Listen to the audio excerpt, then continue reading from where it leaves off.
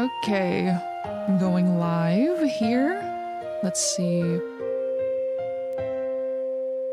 Doing some testing. 1, 2, 3. We can have fun with this.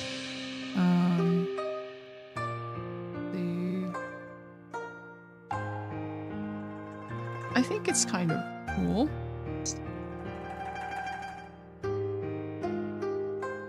Yeah, I'm just like talking to myself at this point.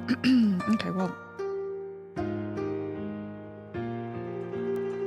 I think this is an acceptable volume. I've been trying to get the audio to balance out correctly, so it's like I don't have such variable volume. But yeah. Okay, well, we'll just continue with this game. The first load, first saving. It's so smooth. Pretty cool.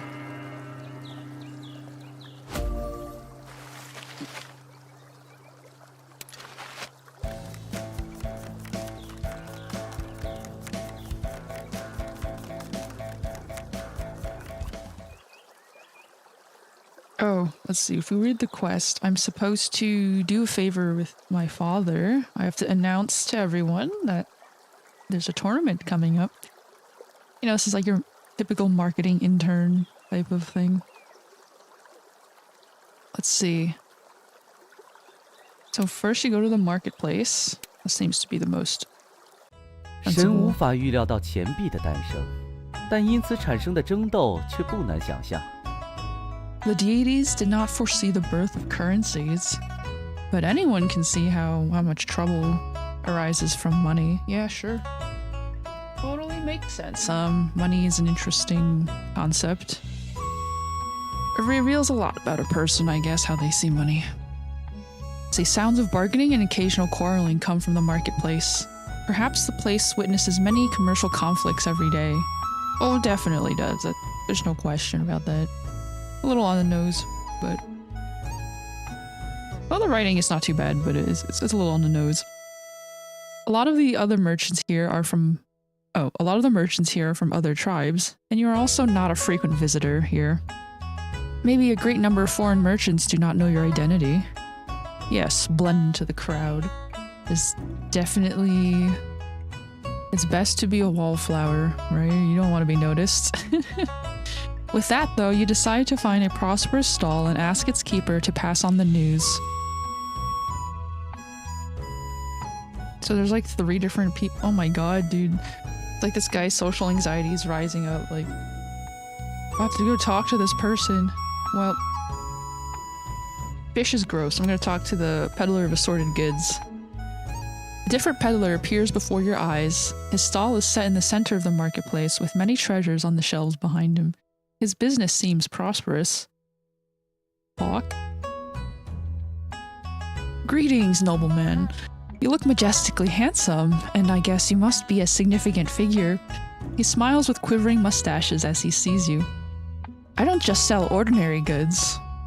On my shelves are all rare treasures collected from my journey. Help yourself. If you want something, just tell me. He pats your shoulder. Let's see.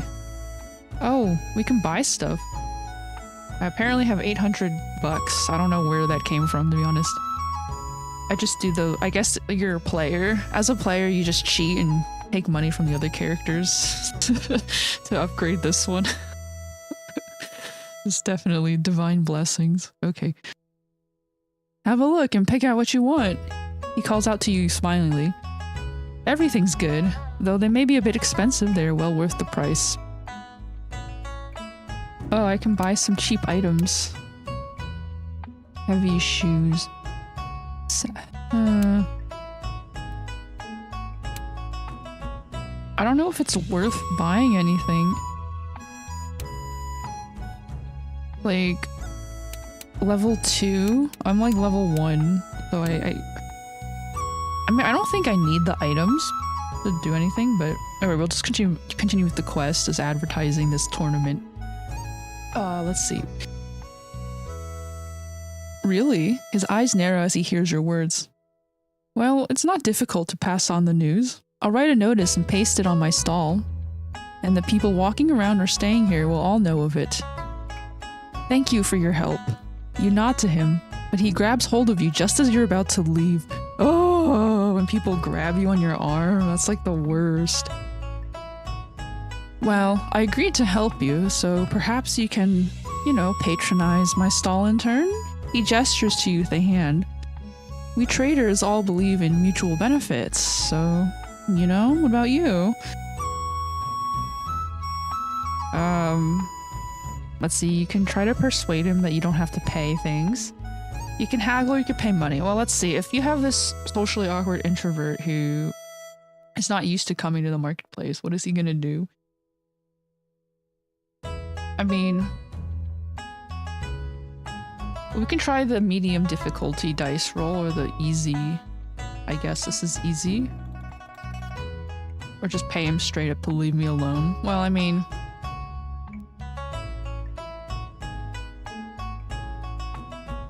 what if you just persuade, like, you have the halo effect if you're an attractive dude. Oh, it worked this time. Okay. This wily old man must have known that this is an order of the king, yet he still tries to make a profit from it. He must be acquainted with many powerful figures in the trading business, so it is not wise to offend him. You rack your brains trying to persuade the sly man with the pros and cons of it. Finally, he agrees with your proposal on the condition that he will set up his stall at the best position in the tournament. Oh, I guess this character's pretty clever, Bai Chi. He knows how to haggle. Okay, he knows some theoretical economics. Gotta practice it. Or I guess we'll talk to the fish peddler. Fresh fish out of the sea! Your next meal, come and see! A young peddler behind a fish stall is hawking. Hearing his funny slogan, you walk to him. Want fish? He looks at you with a grin. 3 for a bunch of coins, and 5 for 2 bunches. Wow, how oddly unspecific. Like, what is a bunch of coins? Like, a million? A million hectares of bushels? I don't even know. Talk. Is your pricing correct? You ask in confusion. Why 2 bunches can buy less fish than buying twice with a bunch? Any questions? He tilts his head to you. I'll give you an additional one since you are a new buyer. Then I'll sell 2 fish for 1 bunch of coins. I've marked my price clearly, but it seems like you're accusing me. You feel dumbfounded. Then maybe you should say 2 fish at 1 bunch and a new buyer gets an additional fish. Ah, yes, a BOGO deal, right? That's definitely gonna get a lot of people. Perhaps you are right. He nods, but in the next moment he frowns. Well, no, this slogan is too long and complex, and is not suitable for hawking. I'd like to use concise phrases so that everyone will remember me if they want fish. This is a young marketing intern. Yes, he's trying very hard. I think it's maybe the translation, like, because it's longer in English than... Right, like his original slogan is longer in English than it probably would have been in Chinese. Oh well. You scratch your head at his words. His thought seems to be hard to understand. You only wish the peddler well. Let's see the peddler's question. Oh my god. He grabs hold of you just as you're about to leave his stall. Please wait for a while. You seem to be an extraordinary person with an acute mind. Did you help me figure out a matter that has troubled me for so long? Dude, what is with these people just grabbing you on the arm if you're not interested in buying? Like, I'm sure if you did that in some like feudal, I don't know, maybe like a lot of those fantasy stories are like exaggerated, but they always have like people getting their hands cut off for touching the upper class. I don't know, I feel like maybe this writer just forgot about that. Let's see. So you nod and he continues speaking. Please listen to me carefully since this is a really complex matter. I've thought hard about it, but I'm still failing. Okay. 我最讨厌帮人解决问题。当然，那是因为我不需要他们的报酬。Okay, Mr. Fisherman, you don't like solving problems for people. Well, you're not an engineer, so go away. Anyway. Well, I guess I feel like most people like solving problems. But it's just like energy is a limited commodity, so you can't always solve problems for free, you know? It's like you gotta like eat some calories and have a roof over your head, right? Every person and human, animal needs something like that. Even the sparrows in the sky need a nest box, or need a nest, you know? It's like... Anyway. Although I guess animals tend to live a carefree life. I don't know if carefree is the right word, but it's like... They seem carefree, but maybe they're not. Because I know birds spend like 80% of their waking hours just eating. It's like they just have to constantly eat because they burn so many calories. Like any type of flight just burns up their calories. It's crazy. Okay, let's go back to this fish peddler. Last time when I was in the Blackteeth state, I found someone selling rice at a wonderful price. I bought a batch at the price of 5 bunches per sack, and resold them for 10 bunches, or priced them 10 bunches for resale. However, maybe my price was too high because there were still 45 stacks of rice in my hands after a while. I then gave them a 20% off for fear of overstocking. After some days, I found there were 30 sacks in total that had been sold, but I still had some rice in stock. Since the fishing season was approaching, I could only sell the remaining rice at the price when I bought it. I gained a total of 110 bunches of coins from the trade.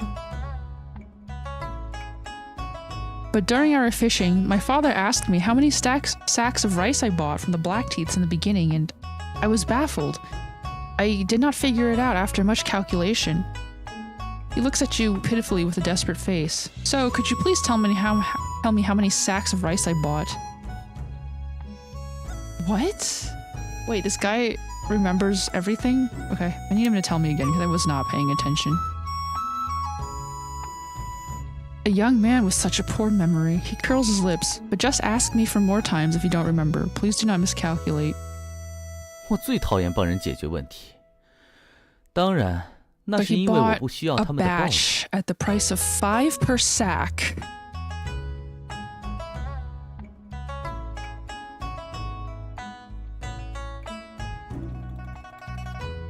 $5 per sack. So the unit price is 5. And his initial resale price is 10. So he had 45 sacks of rice that he sold at 20% off from 10. So I guess he sold them for... So we don't know how much he sold at full price, which is kind of annoying.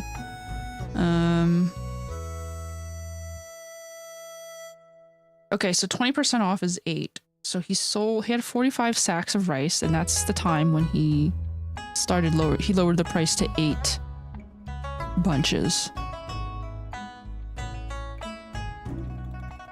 He sold 30 at the price of 8.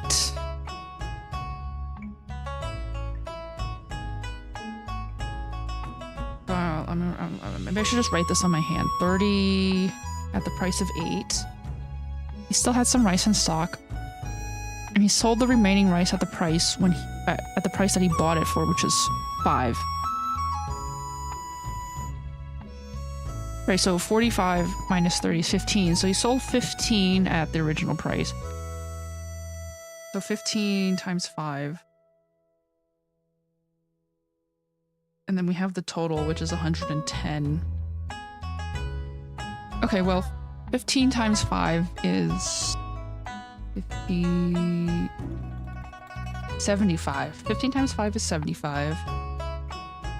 And 30...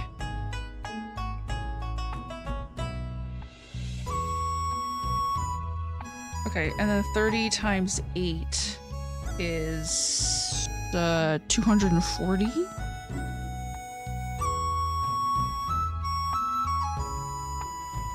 Wait a minute. That's not correct.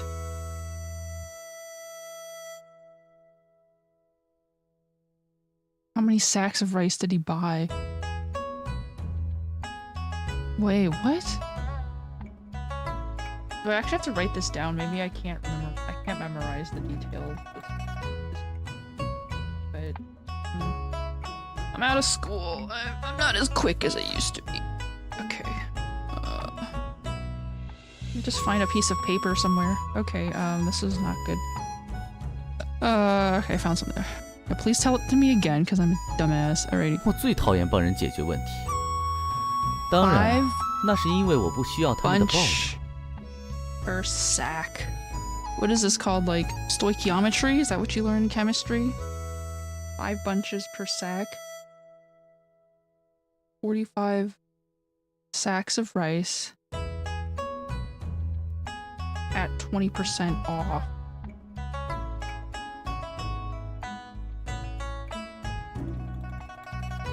But he sold.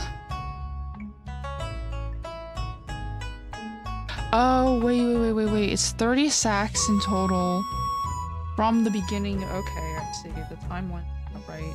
So he sold some of them at the full price. But he also sold some of them at the reduced price. Right? So it's like 10x plus 8x equals 30. This is an algebra equation. Okay. You can only sell the remaining. I'm spending like 5 years on the math problem. Okay, well, anyway, since the fishing season is approaching. And he sold the remaining rice at 5x. So 5x.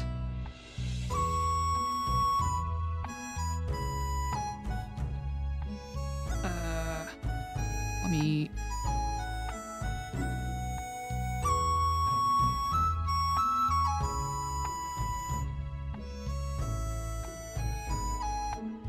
Oh my god, dude. Oh no, it's 10x plus 8y actually would equal 30. And then 5z.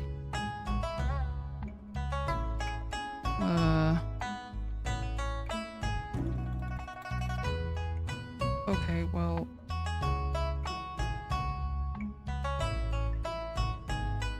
Oh my god, maybe I'm just dumb. I can't figure this out. A total of 110 bunches of coins. I mean, you could just you could just like click them randomly and just get it wrong and see if the game is forgiving and we'll let you just keep clicking until you get the right answer. I don't know if that's like not really fun though. Just do the process of elimination that way.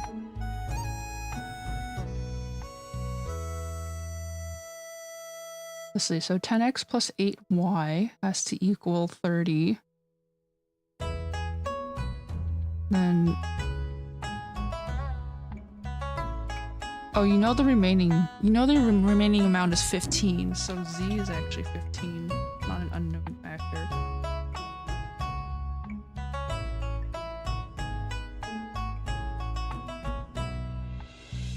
Okay, so 5 times 15 is 75. So 110 bunches minus 75 would be 40. No, wait. 35. Yeah, it'd be 35.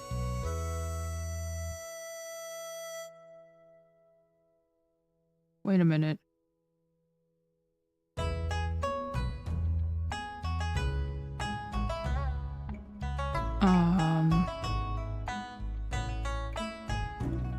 Maybe I didn't do this correctly.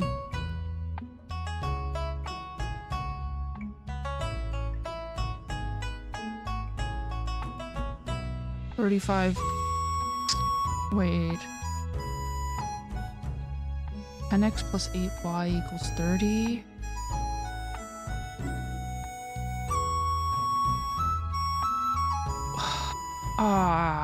This is not really making sense at all. What the fuck?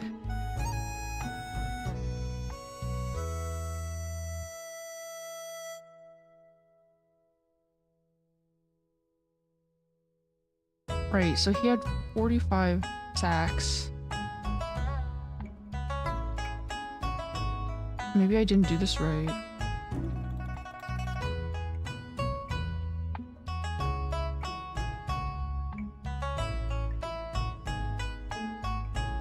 I have to create a timeline for this properly because I didn't do that. Oh my god, I'm gonna have to have him retell me. 我最讨厌帮人解决问题，当然，那是因为我不需要他们的报酬。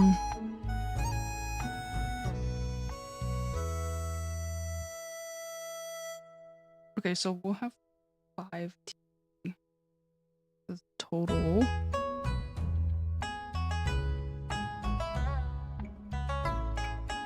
So 5 times the total will equal the final cost, or the initial cost, I guess, that he spent to get these sacks. Okay, so 10x, that he had a timeline of selling 10x. But there were still 45.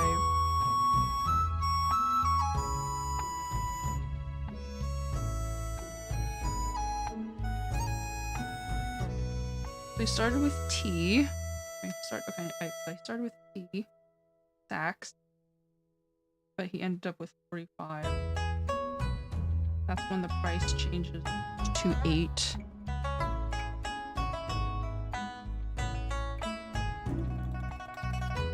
And then 30 sacks in total had been sold, but he still had some rice. And then he sold the remaining at the price of what he bought it for. Just 5. And at the end, he got 110 bunches of coins from the trade. So that's his net profit. Okay, his net profit is 110. But we need to get his... I guess we need to have his initial cost, like his investment, like his profit would be different than net profit. Ugh. Okay, so 110 is net profit.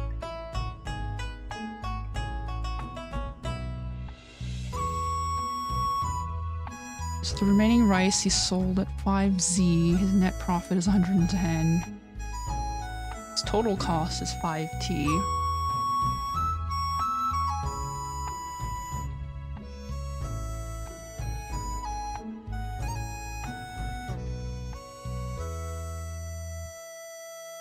So he sold 30 bunches, or 30 sacks. So 30 would equal...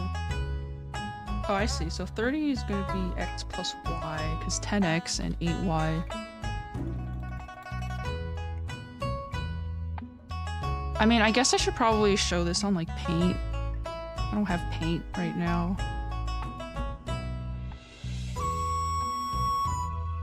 Like, maybe if I... Like, this is just... right, let me see. I wish I had, like, a way to draw on the screen and record it, see what I was doing, because it's kind of... Okay,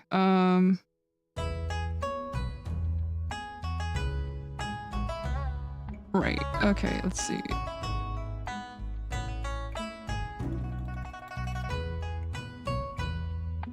I mean, you could just hide the game. I show my OBS.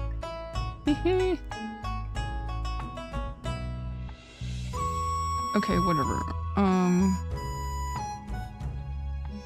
Right, so the current situation is we have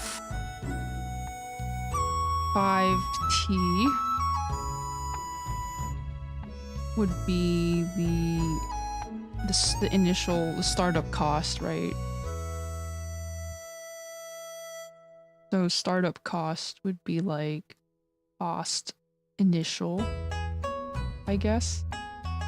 I'll just put C as cost. Okay. Right, so the pricing, so the profit would be his markup of 10x plus 8y. So So the 20% off price is 8 plus 5z. So he sold it at the original. With XYZ being the quantity sold at these prices. So we're trying to find x plus y plus z. And his net profit, right, is equal to 110. So, and we know for the quantity we have, he sold 30 rice sacks with at the X and Y price point.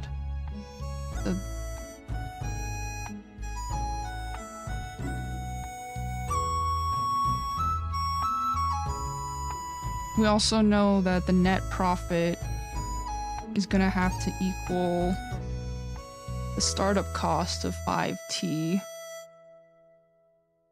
minus the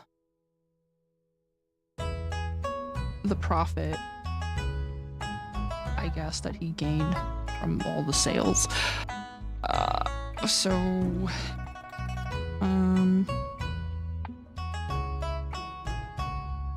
This is like a system of equations I have to solve, which is not great.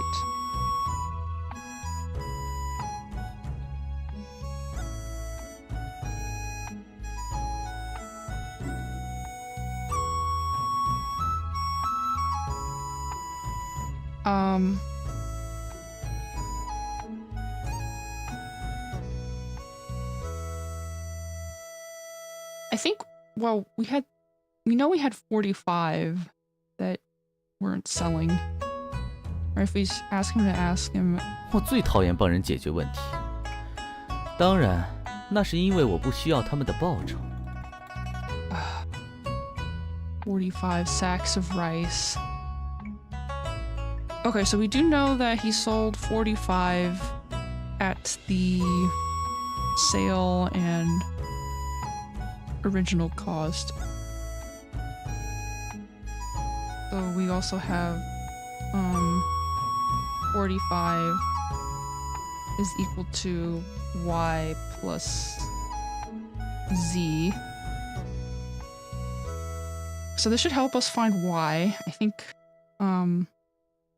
maybe not. It won't help us find y. Oh my god.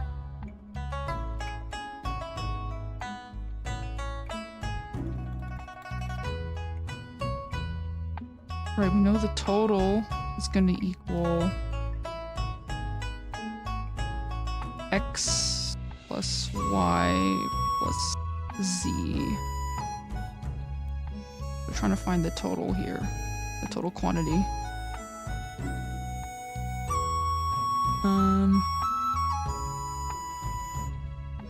What is happening, man?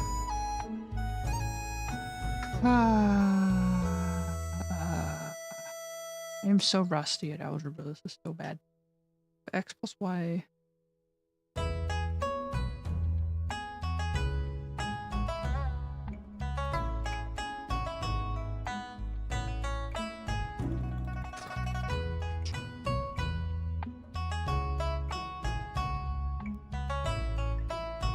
Anyway, I don't know. Well,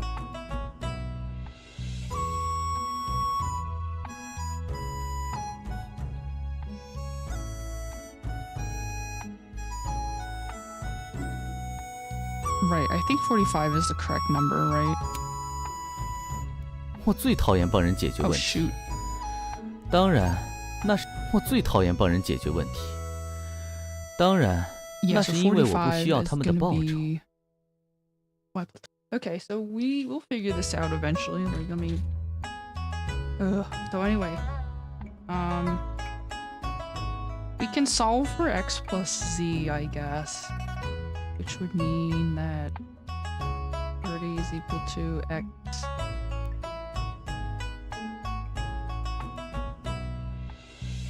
Well, y is equal to 45 minus z.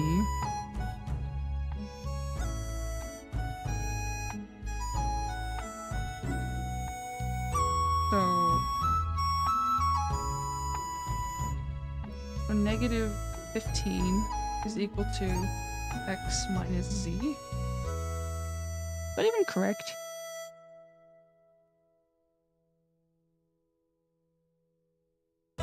"45 sacks of rice in his hands after some time.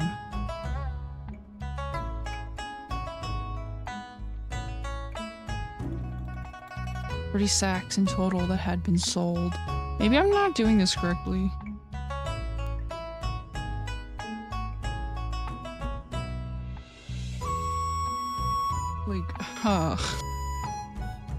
Like, the part that's confusing me is the 30 sacks in total that had been sold. Like, is that from the point when he realized he had 45 left? Because if so, that means that he sold the rest at 15. But if we don't know that, then we don't... Yeah, I think that has to be it, because I don't know how this is going to be solvable without knowing that. So I think we'll probably assume that this is actually 15. I'm gonna cross this out, I guess. Call this 15 times 5, because we know the original price is 5. Wait. Well, that means then Z is 15, I guess. Right, and just not have this part. You know?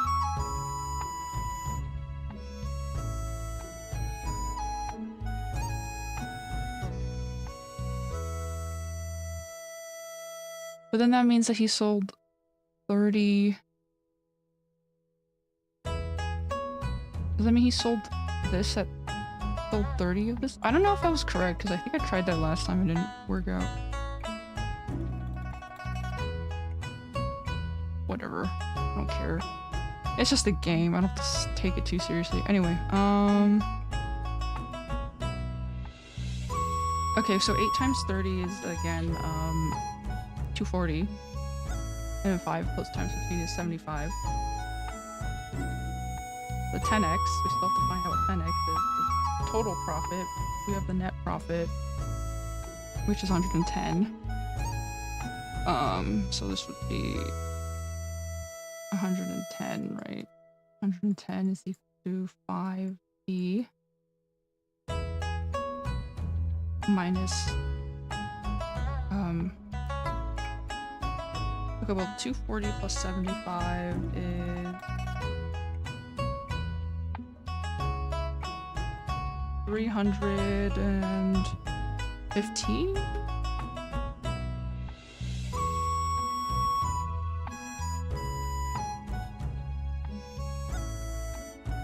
I probably need to make this.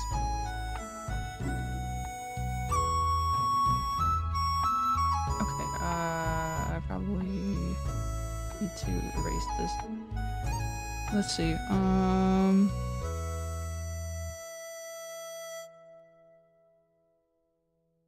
so the total profit, so P is actually 10x plus 315. Which means that 110... Oh my god, my handwriting. I'm writing this with the mouse, so it's not comfortable. Equal to 5t minus 10x plus 315.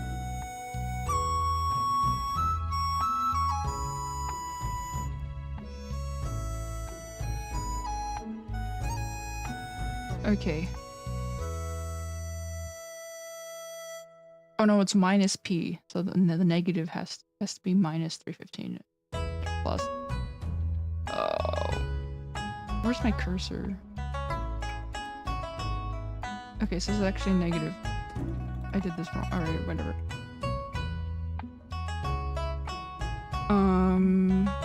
You can plus 315 on both sides.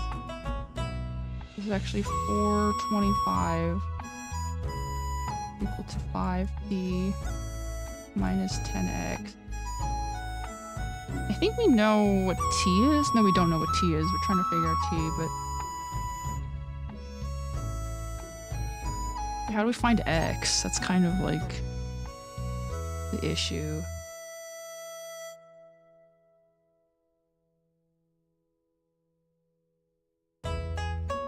Okay, so we know Z is 15 and Y is 30. Okay, so T is equal to X plus 45. Right? So if T is equal to X plus 45, then we can find that X is equal to T minus 45. And then we can plug that into the equation. So 425 equal to 5T minus 10X, which is 10T. Oh my god. 10T minus 450. Oh boy. Since it's negative in parentheses, we'll have to distribute it. Okay, well, we'll just make this into 425 5T minus 10T plus 450. Okay, well, my handwriting is biting me in the ass right now. We can minus 450 from both sides. Will get us negative 25 equals 5T equals negative 5T. We subtract 5T minus 10. That means that T is 5. I don't think this is correct. It looks like I did not interpret this. Okay, I give up. I don't know how to interpret this math problem. I just picked a random thing. It was a 55. Apparently that's correct. Yes, it is. He tilts his head and ponders for a while. 55 is the correct amount. You are indeed an extraordinary... Wow. I should have just went with, like, my gut. Unless he's, like, the type of person who'll just accept any answer. Now I'm kind of curious. Oh my god, like, what if I just, like, gave him the wrong answer? I was like, it's actually 48 or 51. Well, anyways, I picked 55 because it had to be a multiple of 5, so anything that was not ending in 0 or 5 would have been wrong straight off the bat. But, yeah, I think, like, the timeline is... It's kind of hard, right? Because that timeline of when he recognized that he had 30 left was kind of, like, screwing me over, because that's kind of important. Like, when he... Because if he doesn't know how much he has initially, but he knows, you know, he's counting how many he has left at what point in time is pretty important. And I couldn't really figure it out. Because, I don't know, from the description, it was hard to figure out how much he knew or didn't know. I already talked to this peddler. I don't need any... Okay, now I have to talk to this young doctor person. Maybe not. Maybe he's just healing people. The marketplace is crowded and full of dust. Many corners here are messy since the peddlers are too busy to tidy up their stalls. And probably need to fix my OBS. Okay, there we go. However, in such a noisy and messy place, you catch a glimpse of a young man clad in a plain and clean robe. There's only a wooden desk covered in white cloth before him, with simple bottles and jars on it. He runs his eyes over the crowd and notices you. Then he winks. I guess you can talk to him. He's a physician. He treats injuries. If you have embarrassing illnesses like what the heck? Yin-yang disorder. Yin-yang disorder. What does that even mean? How is that embarrassing? Is that like... Okay, whatever. Kidney fluid depletion. I could also help. Oh. And what about a blood sickness? You get right to the point. I noticed your unstable steps and thought it was due to depleted qi or yin-yang disorder, but it turns out to be a blood sick. He hits his forehead with a hand and sighs in frustration. Seems that my skill of making observations still needs more training. Well, it's true this character is, this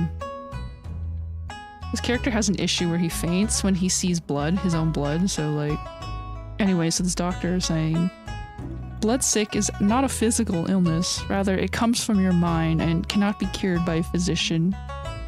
You will be cured only after you defeat the demon haunting your mind. Okay, it's telling me to go get a therapist. I see. Yes, that does make sense. Okay, well, I think I did everything in the marketplace. I guess the next place to go is the Smith, because they're probably close by. 从烧制陶器到冶炼青铜，你们的进步总能让我惊喜。 Yes, humans are famous for making pots and bronze items. So this is like a bronze era, I'm guessing. Here is a large smithery, the place for producing tools and weapons in Whitequill. However, it is said that Whitequill, and even the East, is far behind the Huasha people in the expertise of metallurgy. How do I pronounce that? I actually don't know how to pronounce metallurgy.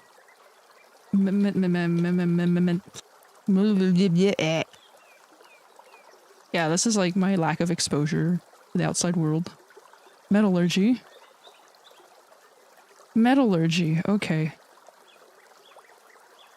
That just sounds weird, like, I guess words don't have any logical meaning for why they sound the way they do. Yeah, metallurgy, okay. You step into the smithery. The temperature inside it is apparently warmer. Sounds of forging, melting, and casting mingle into noise. And the smiths here could only talk to others by yelling and shouting. Yeah, it's pretty noisy. Cool. Oh my god, they all have the same last name. Is this entire tribe just known as the Bai? Or is it a different Bai? Maybe it's a different Bai. Yeah.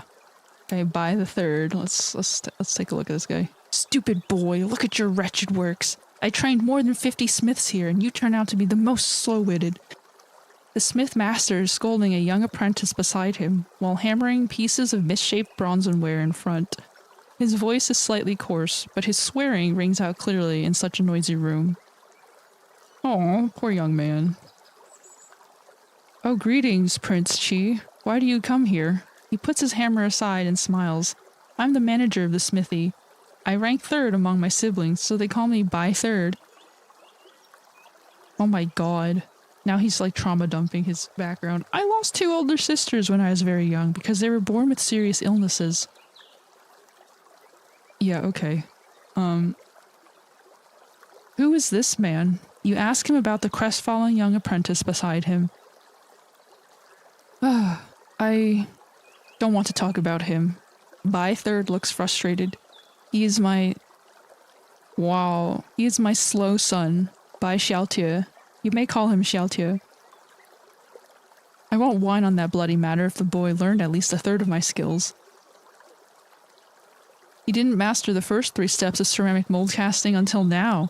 My craft will probably ruin him in his hands. Okay. Well, I guess we're both failures, so we can relate to each other, right, Xiaotie? Anyway, I'm not going to mention that to him. You tell Bai Third about the new rules of the tournament and ask him to pass on the news about marrying Bai Chi to the men in the smithery. What? Really? Bai Third's eyes widen in astonishment. He asks as if he couldn't believe it. So that means no matter who is the winner, he can marry Princess Ji once he wins the fight? That's not quite what you said, right? The final winner needs to challenge Bai Ji and win against her to be her husband. You correct him in a hurry. Never mind! Bai Third strikes his hammer on the ground, and the sound startles the persons nearby. At least everyone has a chance, and a fight against Princess Ji under the eyes from all over the East. What a damn good experience. Oh, isn't that like nerve-wracking? Like, I don't know, like, you frown at his words. Well, judging from your age, you may already have a wife and children. Oh, I don't mean it like that, it's just a joke, come on, right? Bai Third waves his hands. Prince Chi, you misunderstood me. I wouldn't be doing such a thing at this age. What interests me most is not the chance of marriage, but the chance to get rich. Oh, the chance to become rich. Well, it's hard to explain it briefly, but don't worry, I'll inform others of the news, I reassure you. He hurries to leave with these words. You are confused and feel that you should ask him further on the chance that you get to. Okay. Chance to get rich. Well, I'll ask about that a little bit later. We'll go talk to this poor son that keeps getting scolded for not being a good smith. Bai Chi stands before you. The man has broad shoulders and a muscular physique, and is dressed identically the same as his father. Seeing you have arrived, his simple and honest face beams with an amicable smile. Greetings, Prince Chi. He scratches his head and asks plainly, do you come here following my father's orders? You nod to him and tell him what Bai III told you before. All right. He has also informed me. He takes a wooden plate at his side. There are some marks on the plate, which may be the information on the weapons to be made at this time. Yeah. Okay, well, it looks like he's busy at work, so we'll go talk about the chance to get rich with your father. You know, making money. Making money, yeah. Prince Chi, why do you keep asking me that? Bai the Third feels slightly awkward about your question. Perhaps you want to get rich too? Seeing your solemn nod, he continues helplessly. Alright, I'll tell you. Anyway, I won't be able to finish such a huge amount and will need assistance. I'll tell you about the chance and you offer your help as an exchange, okay? Oh. Okay. We're gonna help you out. Yep. You accept his condition. He begins to explain. The tournament is not a spar with bare hands. The competitors will fight all out with weapons. We know who are true fighters in White Quill. They all have their own weapons and do not need our work. Bai the Third's eyes are shining. However, things will change this time. The chance of marrying the princess will certainly attract many men into the arena. The professional fighter must be well prepared. However, oh my god, he calls them scrubs. Sorry. However, those scrub competitors may not have fit weapons, and they will certainly come here and ask me to make some. He speaks with spraying spittle, and then I can sell my works at a higher price. What?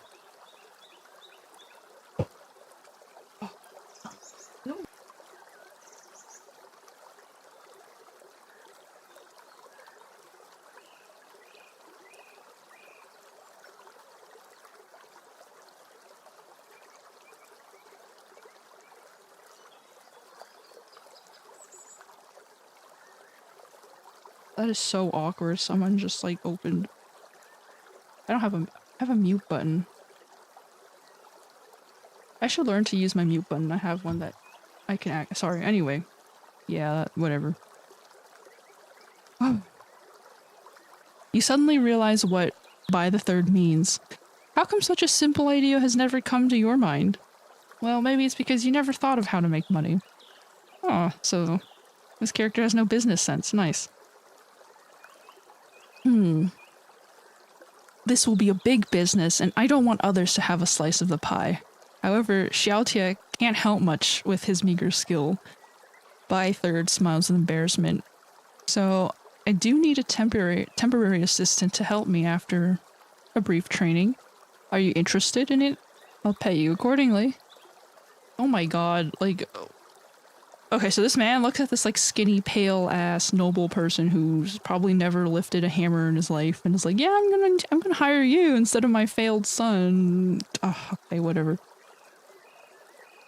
But I never learned how to make weapons. You feel this would be difficult. The things we'll make are mostly ordinary and low quality weapons, and you'll certainly get them done if you follow my instructions and have Xiaotia to help you. What? I don't know, like, the way this plot is going doesn't seem to make sense. Bai Third pats your shoulder in excitement. I'll be doing the hard parts, okay.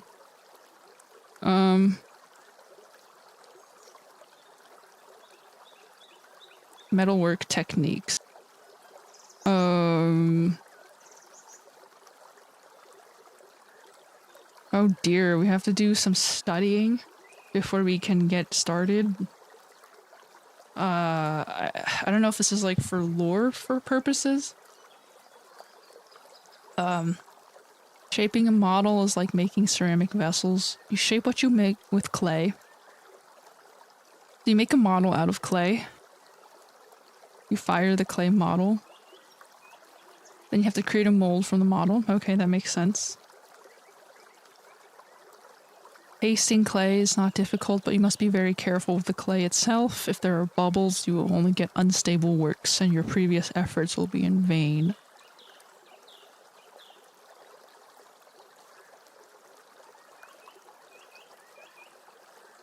Okay, so you create a clay model, and then you put more, and then you fire the clay, and then you put more clay and make a mold. Interesting.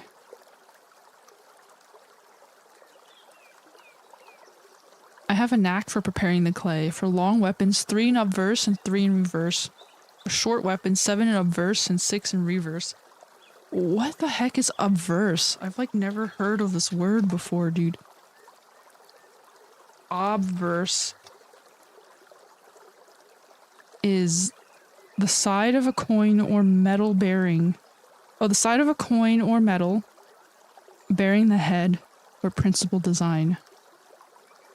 So it's like the front. I don't know. This is weird. Okay, so obverse and reverse are the flat faces of a coin, but I guess this is for metal smithing.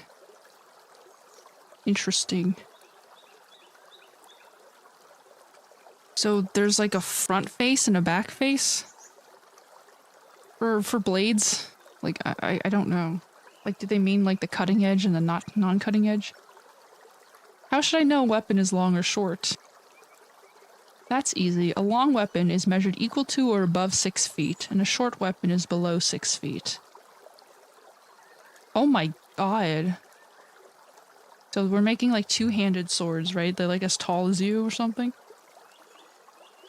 So I actually have to like...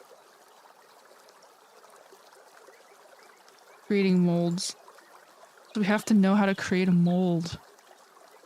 So long weapons are 3 and 3. Short weapons are 6, 7, and 6. I don't even know if I can memorize that.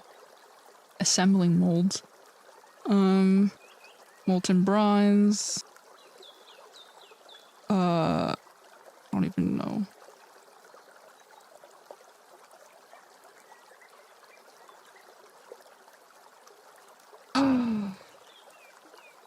I don't want to take notes, man. This is like something you do on a job, like not in the game. I mean, you can take notes in the game. It's not...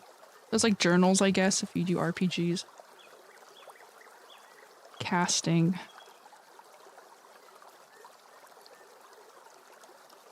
In the casting step, we will pour molten bronze into assembly molds, but I'm not looking down upon you. Laypersons may get hurt, so I may just let my apprentices do it. Finishing. Finishing is going to be something that requires experience, so hand the casting to us and we'll finish it. Okay.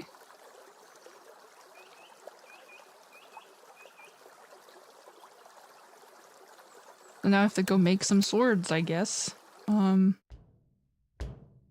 Metalwork 1. A sword, 4 feet and 2 louis.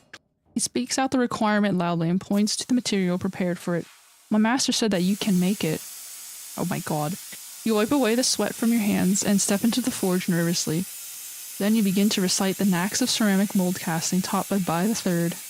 Yes, same day training. I'm totally ready to make swords, like, you know, no big deal.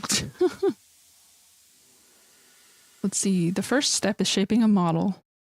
So what weapon should I make this time?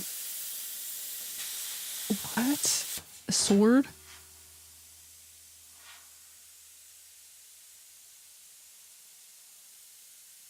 Oh. Well, it's less than 6 feet.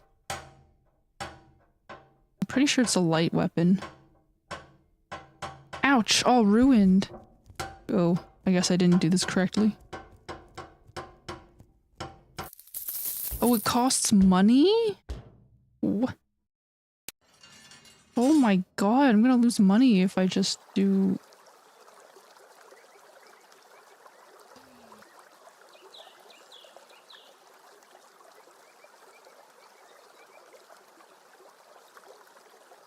Okay.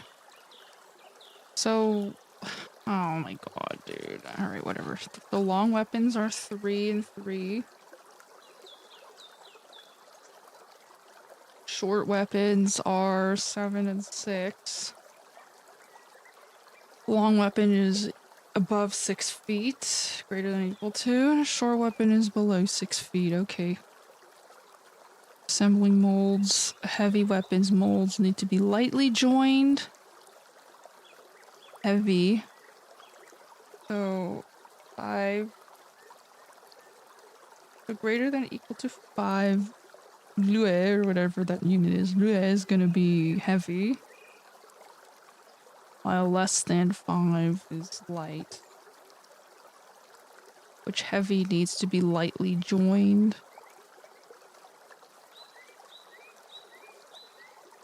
Heavy power. Okay, that's interesting. Casting, don't need to do any of this. Right there.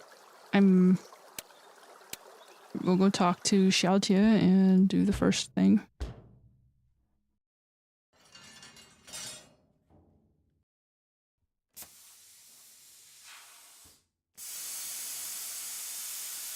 Let's make a yue.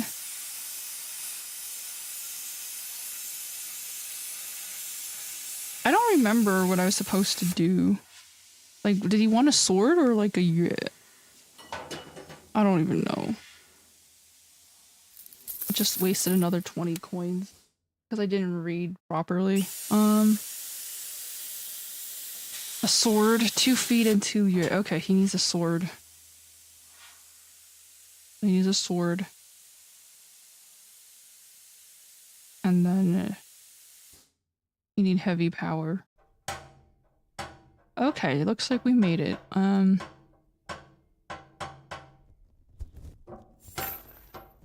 So we made some coins back. Okay. We have to do another sword. A spear, 8 feet and 6 lue. Your second try, you can make it. Okay, a spear.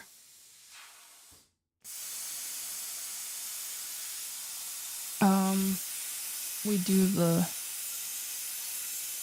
first option's only 3 and 3, so it's not too bad. You need, it's very heavy, so you need light power. I think we have to do a third option. Metalwork 3. An axe, 3 feet and 5 lue. Let's see. We'll make an axe. An axe. 3 feet, so it needs the longer tree, the multiple pats. 5 lue is considered a heavy weight. So you need light assembling power. Okay.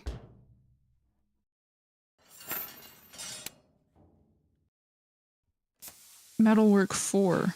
A blade, 4 feet and 3 lue.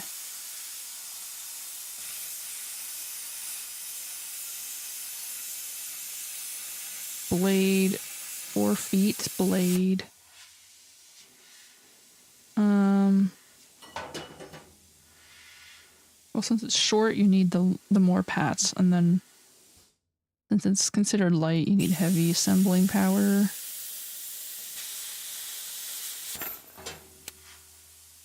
I'm guessing this occurs over several days. Oh, it's like I don't.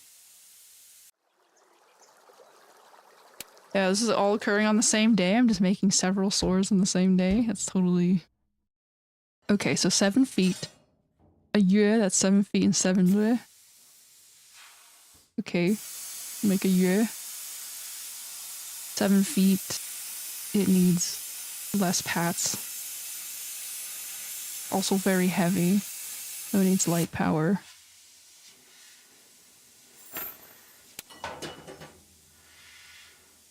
Okay, I think we did everything. A chance to get rich is finished. You really surprised me, Prince Chi. Bai the Third holds your hands and brings you to the smithery's corner with a broad smile. Thank you for your help. The work of making weapons is nearly done. And just as I told you, there were indeed a lot of men in the tournament. We made a huge profit.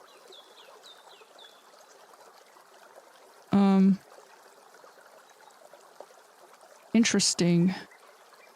Oh, I think he invited the smith to become something. Offered him a job opportunity. Oh, cool. So I assume this would happen over several days. Like creating all of these weapons would take several days. I don't think you can make like 5 weapons in the same day. I mean, that's okay. I guess the timeline is a little difficult to get right. We can go to the barracks and see what's up with the guards. 白羽人接善射，想必这里的士兵一定有着超然的剑术。You step into the barrack and see 2 generals ordering their soldiers in an archery practice. Oh, pew pew! Upon their commands, the arrows dash out from bowstrings 100 steps away with a piercing sound, and in the next moment they hit the target. None of them missed. You wait for them for a while.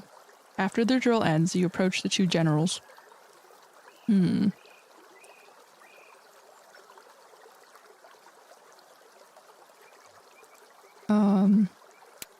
Bai Chi?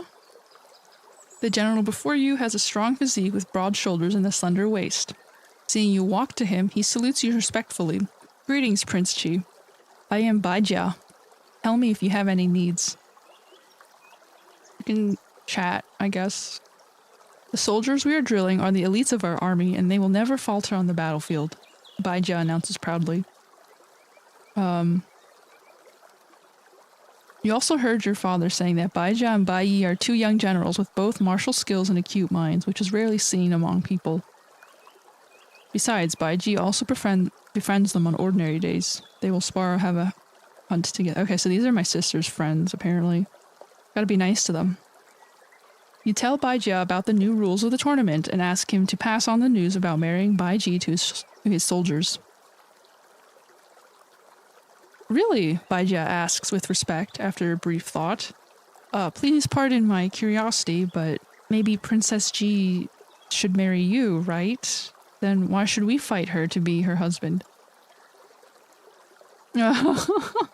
Wow, you can either say a very objective and polite option, it's the decision of our father, or just be like self-deprecating, she deserves a better man. Well, I mean, I guess the self-deprecating option sounds a bit more natural. As what I have thought, great. Wait, what? Oof, that's like a interesting... Okay, come on. If I'm being self-deprecating, you don't have to actually confirm it, alright? If I'm not a good man, oh my god, whatever. Bai Chi yells in excitement, then he seems to realize his improper behavior and explains to you hurriedly.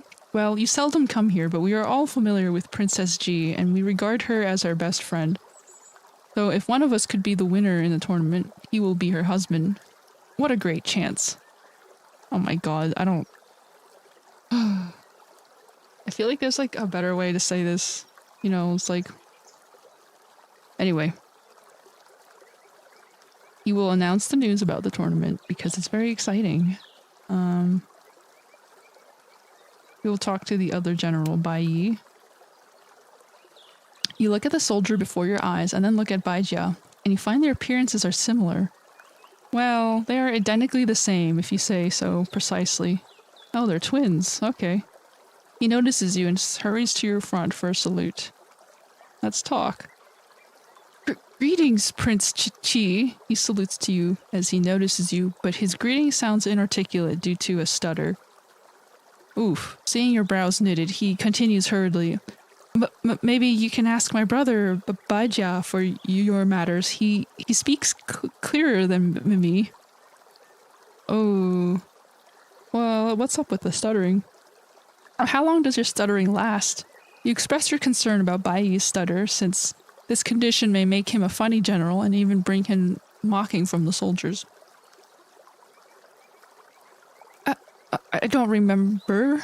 It lasted very long. Bai grins helplessly. No need to worry. I am in charge of drilling and logistics. Commanding is my brother's work. You nod at his words.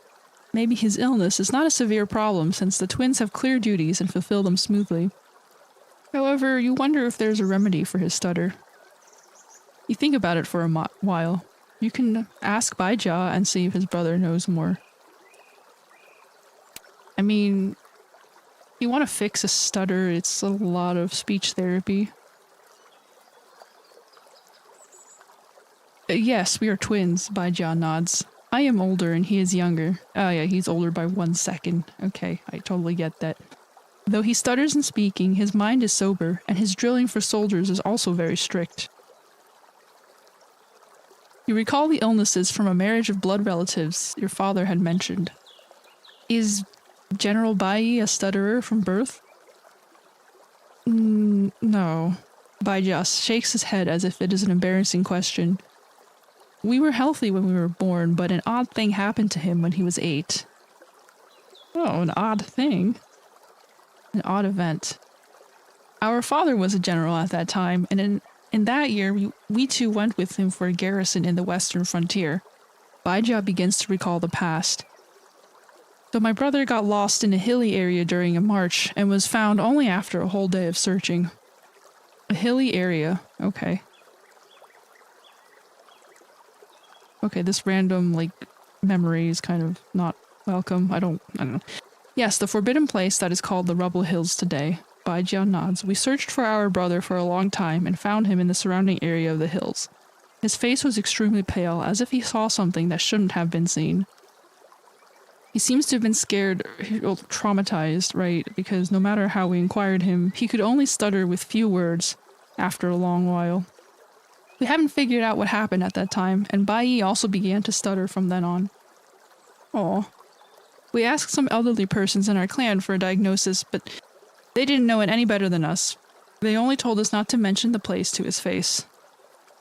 But luckily, he still grows into a brave warrior despite the accident. Don't mention the Rubble Hills in General Bai's vicinity. Okay. They say that if he gets provoked, he will hurt himself or others, so please refrain from saying the name. Oof. Wow. You can be a jerk and just... you control him, right, and provoke him. Well, I probably won't, because there's these strange people entering the shop. 肮脏的臭味，看来军营里有些不检点的家伙。You walk in the barrack. As you pass an ordinary warehouse in a corner, a rancid alcoholic smell assaults you. You walk inside of it and find several white quill soldiers scattering in a corner, their uniforms disheveled. There are jars of liquor beside them, and one of the soldiers has vomited just now. You cover your nose and mouth at the reek. They also heard the sound of someone pushing the door open. However, after a brief panic, they recognize you and become disdainful. Talk? Who are you? Who are you? A badly drunk soldier begins to speak with smelly breath while trying to discern your face with blank eyes. I wonder if there's like a keyboard thing? Like, can I advance this with the keyboard command? No, this is all mouse driven. It'd be kind of cool if you could use a keyboard. I think that's like one thing that I noticed. There's not really many accessibility options. Oh well. Who is he? Who is he? Oh, he's Prince Loser. Another soldier seems to be soberer. He speaks with contempt and he wipes the filth from his mouth. His hands are limp. His shoulders are weak. He can't even draw a bow to full, so he earned... he's not even able to draw a bow to full, so he's a nepo baby. That's basically what they're saying. Other men burst into laughter as they eye you with scorn. He holds his guqing all day, which makes him a soft lady. Oh god. Another soldier stands up and rests a hand on you. In his other hand is a jar of liquor, and he moves it closer to your mouth. Hey, loser, if you dare to drink it, I'll recognize you as a man, okay. I guess you ignore and leave. You don't want to be nagged by these nasty men. Your father has put out strict standards for the army, and as long as you report their conduct to the leader in the barrack, they will get unforgettable punishments. Oh my god, this change in music. What? Is this like your gut feeling telling you something's gonna go terribly wrong? You even dare not to do this? To do that? Seeing himself being ignored, the man is emboldened further and grasps your robe's rim. Such a coward will marry Princess G. I guess the thing between your legs is as feeble as you. Oh my fucking god. Dude, we just put out an announcement that whoever wins the tournament is gonna marry the- It's like, what? And anyway, it's kind of gross. Like, I don't want to marry my sister. Like, oh my god, dude. This family's messed up, that's why. Though your cultivation doesn't allow you to lower yourself to their level, their loud insult finally annoys you. You hold your guqing horizontally before you and recite silently the lines in the 10 tunes of Qingyu. Uh-oh, the loser wants to kill us by playing a guqing. Their laughter grows more harsh as they see your stance. Alright, let us teach you how to fight. Well, that's kind of annoying. I guess he's a magic bard, so it's kind of a mistake. Like, yeah, we'll just fight this sorcerer. This baby sorcerer. Well, I guess it's like those like, I think I saw a meme about like the growth of wizards versus warriors. It's like in the early level, the warriors have way more physical strength and power. And then later on, the wizards get more OP. But in the beginning, the wizards are just weak because they don't have enough knowledge to cast spells, you know? Like, and they don't have the physical strength. They're just like squishy. I think it was like a TV tropes page about like power scaling between archetypes. Well, unfortunately, I've never fought with this character. This is the tutorial battle, so I don't know what is happening. So I guess we buff ourselves with Doe. We did fight him with the other characters, so I kind of have an idea. He has like a bard, like a stacking, charging mechanic. We can reroll the Ying, which didn't do anything. Okay, well the Ying is a dead die. Completely useless for now. Oh. Yeah, this looks like a good idea. Multi-target. Let's see, what is Doe? Oh, it's just a buff. We should hit the guy with the least HP. And then buff ourselves. Yeah, I think that's the end of the turn.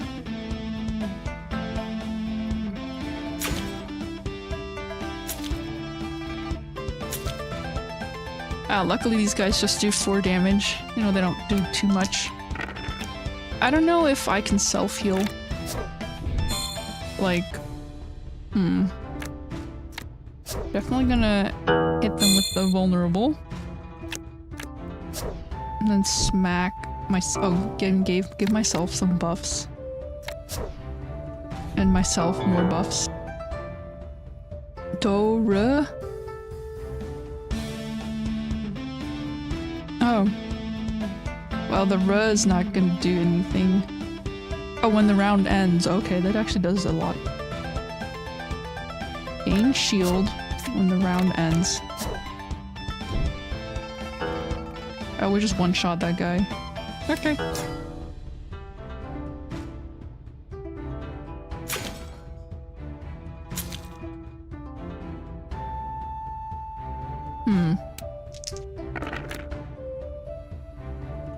Oh. Those phoenixes are pretty useless. We'll reroll.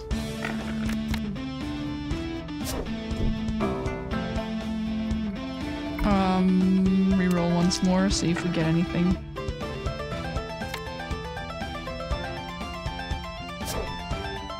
Yeah.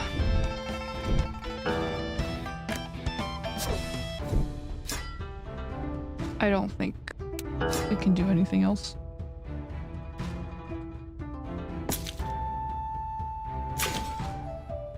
Oof. Not having healing skills is gonna suck. I definitely give myself that. I'll try re-rolling everything. Ooh, that's not good.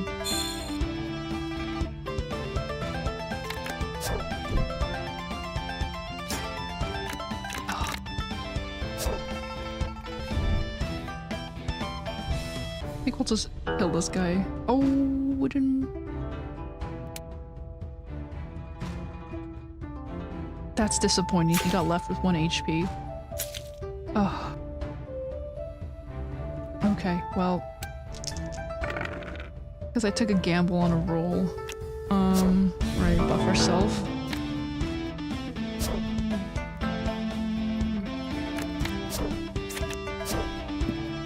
We can re-roll.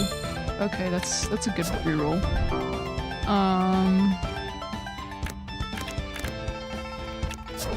Healed myself. That didn't do as much damage as I thought it would. Oh, the random damage only hits the person in front and not in the back? Oh, well that's good to know. Okay.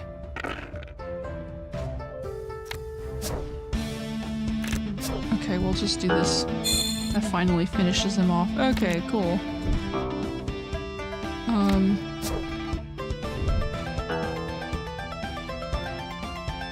Wow, you just beat people with the power of music.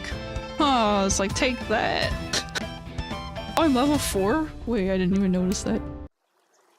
The sound of fighting has drawn other people's attention.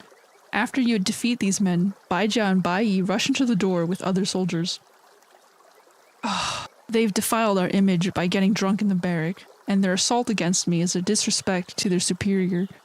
You cast them a cold glance and turn to the 2 generals. How will we dispose of them according to our military rule? Oh my god, okay, this guy's is pulling out all the stops, man. He's already talking about like beheading them.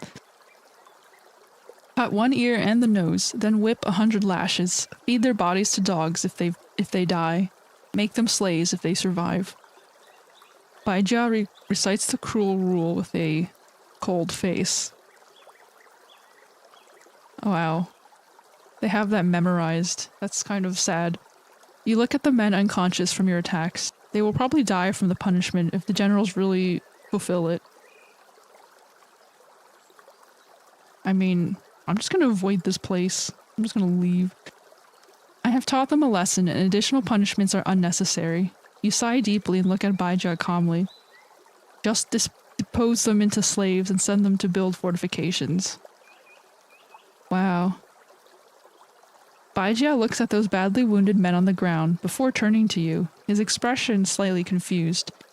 Maybe he doesn't perceive how the feeble prince can beat them all up. But after all, he is a professional general.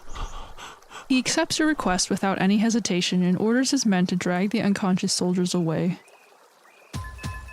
Like, yeah, okay. Very interesting. Feels kind of... I guess if I'm level 4, I can actually put on some clothes. Some items at least. Some trinkets, that's level 6. Ooh, rusty dagger. Oh. Deal 4 basic damage and apply 2 maimed. And then a stone dagger, you can deal 4 basic damage. Oh, I should probably also upgrade the skills so I'm not like pathetic. Accidental dough.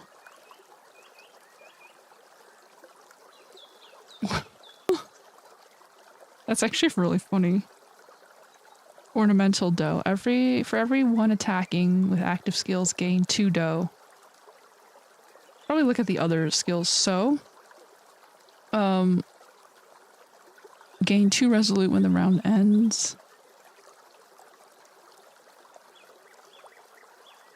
So allows you to restore HP, but you need 5. So that's a very expensive skill. Gain 2 random die. Actually, random die is pretty good. What is this one? Me? Me is killing desire. When the round ends. You have 5 or more of this note. This effect will... I need to put on my glasses. I can't read how tiny this is. This effect will attach, dealing special damage equal to 10% of the target's max HP to all enemies. You have to stack a lot of it to have stuff. Accidental me. Gain me equaling to the number of the dice is called energetic me. Gain 3 me, gain 2 random die. Interesting. Finger on strings. Gain Re and La equaling to the number of the dice cost.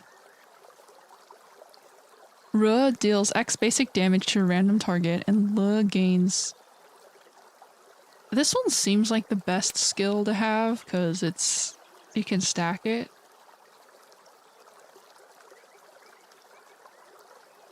I don't like the randomness of it, though. But this seems to be the most cost-effective skill, so I'll take it. Music on fingers. Deal 2 basic damage and apply 1. Penetrating. Wow. Penetrating is pretty good. Oh, that's a single target, not a multi-target. Oh, you can do a penetrating...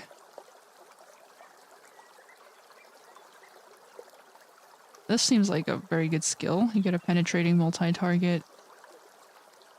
Basic damage. But it's expensive, that's the issue. Duplets.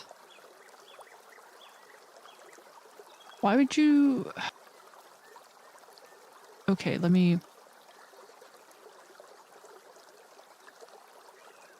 Oh, I see. If you want to be more defensive, you can use La as a spender. Oh, sorry. You can use Ru as a spender, which... So Ru is an offensive, like, aura, I guess. An offensive aura that randomly hits someone, attacks something. While La is a defensive aura that gives you more shield. Since this character can't heal, I think getting more shield is gonna be better. But I don't know how to heal on this character, so unless you have the so... That's a very expensive move. Unequaled melody. Ooh. That looks like a very interesting skill, but... the problem is like... I don't have enough dye. I have to like have some skills that generate dye. Right, I need a lot of dyes so I can use like stuff. I don't know. And also you need 4 skill points to get that, no, which is not... I don't have 4 skill points right now. But gain 8 shield, gain 2 La. Do La shift. Oh, you can... No, shifting is probably... I don't want to do any shifting. That's like a waste of a turn. Or waste of a die. I mean, if you get the 2 snakes, you can... No, actually, I want...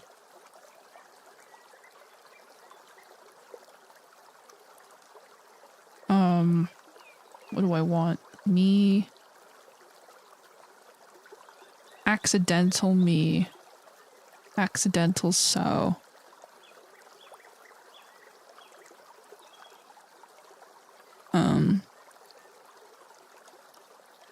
Well, me will help for doing more damage. You have 5 of it. But so is more... I don't have enough skill points. That's the part that sucks. Music on fingers. You can take away that skill point. I mean, not having a multi-target attack is gonna suck, though. So...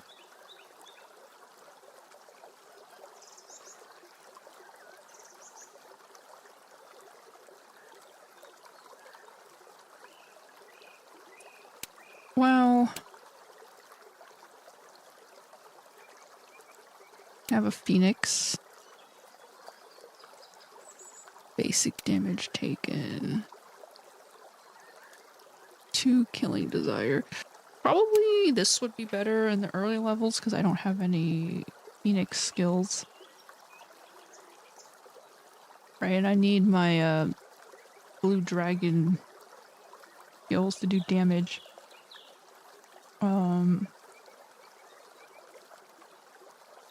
Okay, we'll just go with that. We're gonna go back. We still have to announce the news. Residential area. Look around. Oh, there's no voice acting. I just skipped it. Oh well.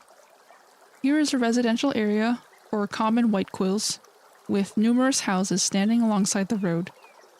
Elderly persons and children usually stay here in the daytime, basking under the sun or playing with each other. Oh, how pleasant. We can talk to the white-haired elder who... 看呐，一个脑袋上写着“我什么事都知道”的老人，多幸运啊！ Oh, so you're saying this old person has a lot of answers. Cool.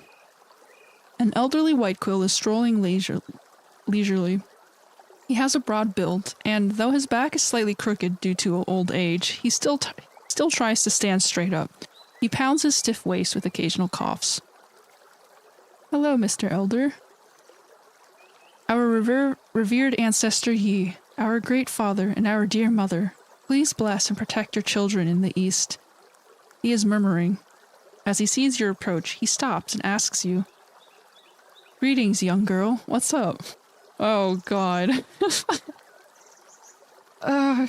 Well, Grandpa, I'm not a young girl, you explain with slight embarrassment. Oh, are you a young man? Alas, my eyes are not too good. I hope you understand. He squints and tries hard to discern your appearance, but he eventually gives up.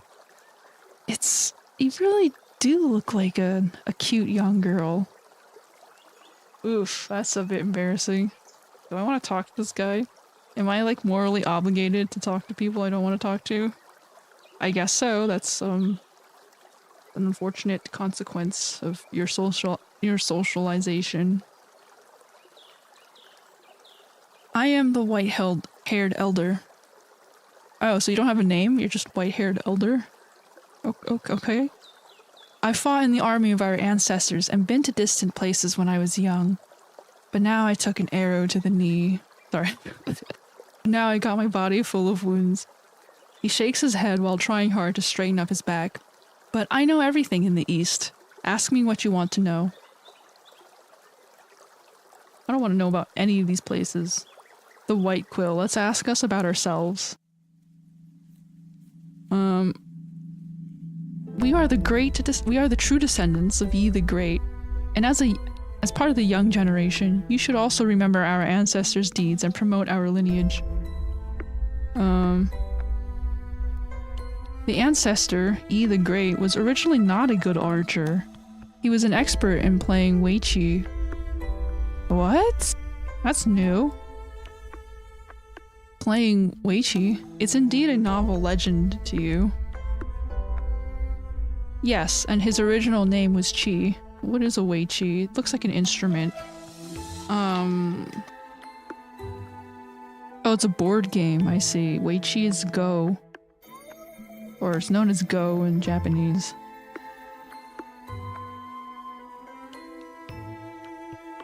I wonder what the pronunciation is. Bai Chi.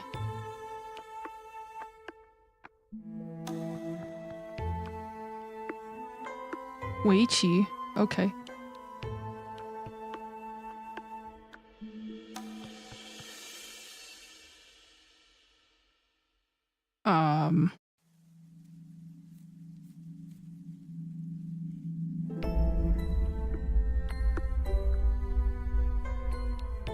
Interesting. So he's a Go player. And his original name was Chi. Why did he become Yi afterward? It may be because of a woman. I learned about this from my ancestors as well.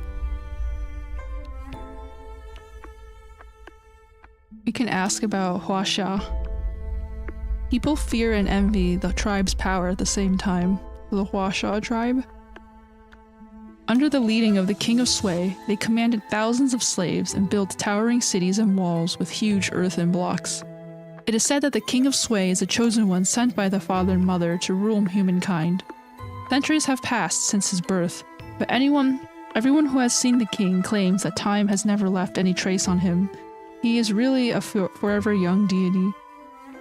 The king of Sui appeared just after our own ancestor Yi the Great had passed away. He unified all of the tribes in Huasha and founded a powerful state. Of course, the East is an exception. The Great Sui always wants to annex us. Their people call us the Eastern Barbarians and see us as aliens. Once our men get captured in the fights against them, they would make them their slaves for human sacrifices or city construction. You clench your hands and look towards the distant west. As long as the King of Sui remains alive, his ambition to annex us will never die out. The irreconcilable conflict will continue till someday a belligerent is wiped out. One of us falls, I guess. Interesting. Well, I don't know anything about Shibushi, so I need to learn more about that. Shibushi is a cursed state. He sighs. They betrayed the faith to the father and the mother and took a mysterious beast, Shibushi, as their idol. They believe Shibushi will drive off diseases from their people and grant them eternal life. But the beast likes the most poisonous things, and so the people do lots of research on medicine and poisons, and they are experts in making and neutralizing poisons. The Shibushi people's appearance has also changed as a result of their long-time exposure to radiation. Yeah. If we say the Qingqiu people possess unparalleled beauty, then Shibushi would have unparalleled hideousness. Qingqiu is the fox state, but... Their days and nights are completely reversed. They work and trade at night and sleep in the daytime. Oh, that's interesting. Such a pretty young girl like you will probably be seduced by a handsome Qingqiu lad. He still thinks I'm a girl. Wow. Ugh, it doesn't matter, okay? Even the Qingqiu ladies are more powerful. He suddenly lowers his voice. Wow. It's said that those vixens enjoy an incredible self-healing capacity and can even recover from imminent death. He gets closer to you and looks into your eyes by taking others' seed and blood. Oh yeah, okay, they're sexy. You have heard that some foxes in the Qingqiu state have a special constitution, but you have never heard of such a strange ability. Okay, he's revealing... Tell me you're a virgin without telling me you're a virgin. As for the seed, you must know such things as an adult. Right? Okay. Let's ask about, Black Teeth. They look like our immediate rival. After the state of 10 sons, wow, that's an interesting state. Their blood has been tainted by foreign tribes, and that is why they have pale skin and black teeth and eat snakes every day. I'll give you a piece of advice, young girl. Do not hang out with black teeths. Even the hearts of those snake eaters are cold.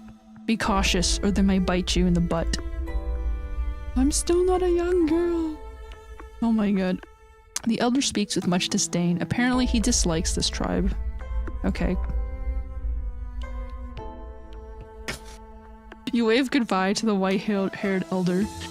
You hear him murmuring as you walk away, like some boomer things, where he's like, a young boy or a young girl.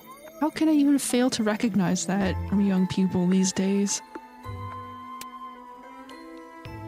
有时小孩子惹人喜欢，有时候却惹人讨厌。可惜，大部分时间是后者。Oh my god, this fisherman guy clearly thinks kids are annoying. I guess that's true, like, usually most kids are annoying unless they're your own. I mean, even your own kids can be annoying, but they're less annoying than other people's kids. They're just slightly less annoying, right? Anyway, Bai Ligan. Ligan. I don't know how to pronounce this. Ligan? Bai Gun.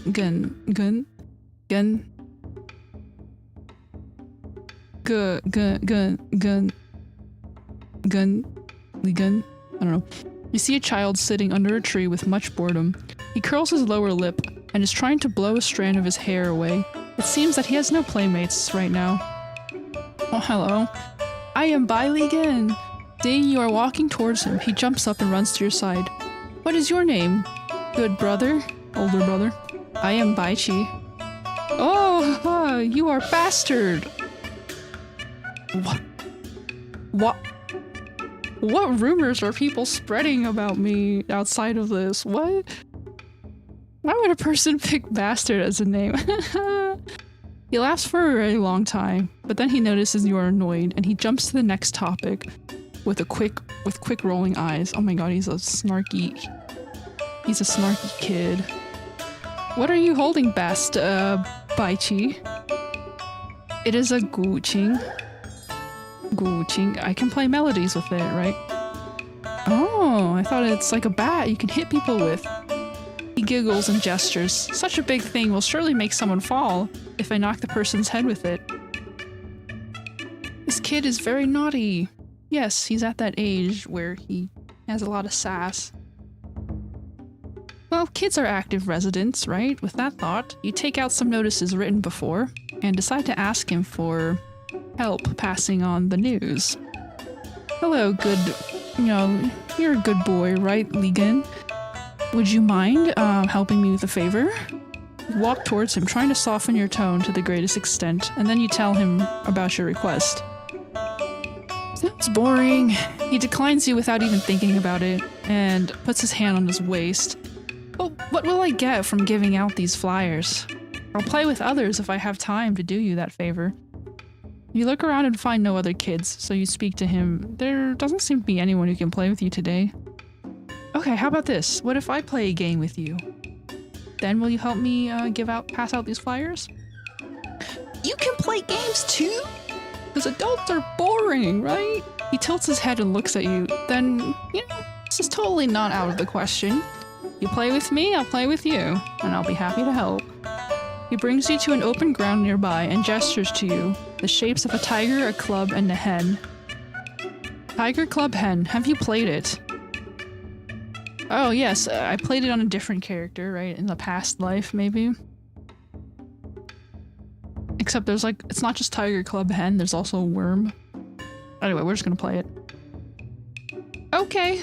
Bai again reaches out his little hands, and with a naughty smile, he says, go ahead. Chicken! We're gonna put out a hen. Tiger, tiger, tiger! I show a tiger! 我想，你现在最想做的事情就是狠狠揍他一顿吧。I mean, I don't really want to beat people up in a game of chance. I guess some people think of rock, paper, scissors. It's like rock, paper, scissors, right? It's a form of it. Is it a game of chance? Or is it a game of, social engineering? Are you supposed to manipulate people with your facial expressions? Anyway, the person who loses this game will be punished. Punished? You look at him helplessly. Alright, what is my punishment? Bad boys make no sense and will punish by... What? This must be a really awkward translation. So he jumps up and gives your nose a very sharp shave with his hand. He boops my nose. What the? You restrain the urge to teach him an unforgettable lesson. Oh my god.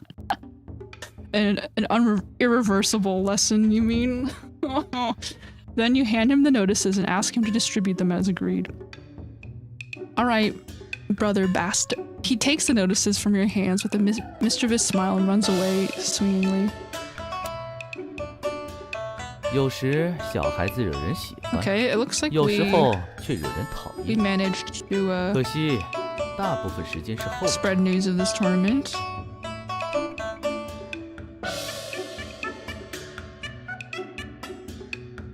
Well, I've had enough of talking with annoying people, so let us save.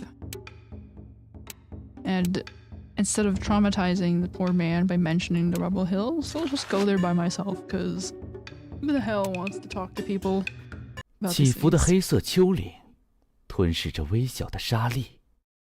Rising and falling dark hills, prey on every fine grain of sand.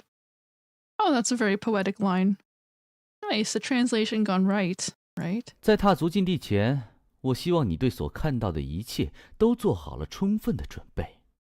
I hope you have fully prepared for what you will see inside the forbidden place. Oh, it's forbidden. I wonder why. I guess like plastic hasn't been invented in this era, so like there's no like do not cross police lines. You just have to have people tell you, hey, don't go there. It's full of poison ivy and bullshit. Right? Like, I don't know. Was that 想好了，进去以后可就不能轻易回头 once 了。 stepping into here, turning back will be impossible. Yeah, I'm Mr. Impossible. I'm here to do the impossible. I can do anything. I believe in myself. Howling wind sweeps under the sky, rendering the barren, hilly region particularly strange. Rocks of different shapes stand at various locations and angles, delineating the dangerous and obscure paths under them. The converge point of those paths is now before you. You walk to the entrance formed by two monoliths, cautiously, and notice something on their surfaces. They look like chiseling traces from sharp objects, and perhaps due to a long time of wind erosion, they are disorderly and blurred and nearly illegible. Oh, so I'm like an anthropologist, right? It's time to try and read these mysterious chip marks. Well, if it's worth the time, maybe I'll find interesting data, but if it's... I mean, chances are it's probably like graffiti, like, I peed here. Or it's like, this is my lover, and you draw a heart around it, around the name, right? Let's see if we win the roll. Oh, we got the roll. After further inspection, you find in surprise that they are white quill glyphs. Those disorderly lines and drawings seem to be a record of something that happened here before. Oh, so it's not just graffiti. Okay. My father put me here and turned to leave. The sound of the wind was frightening, and I shouted out his name.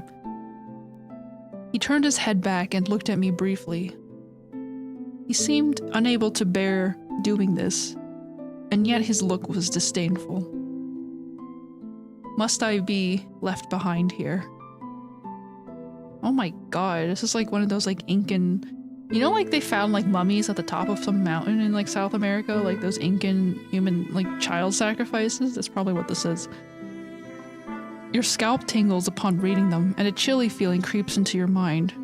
Who wrote this? Is the author still around? Yeah, maybe he's a ghost. He's gonna like haunt me. You know, that's how these things work, right? Ghosts everywhere. Vengeful,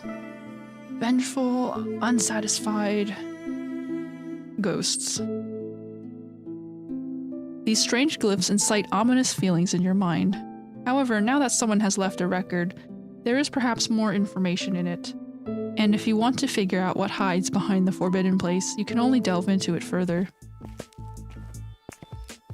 You finally decide after careful consideration. Then you walk through the passage between the two monoliths into the hilly region.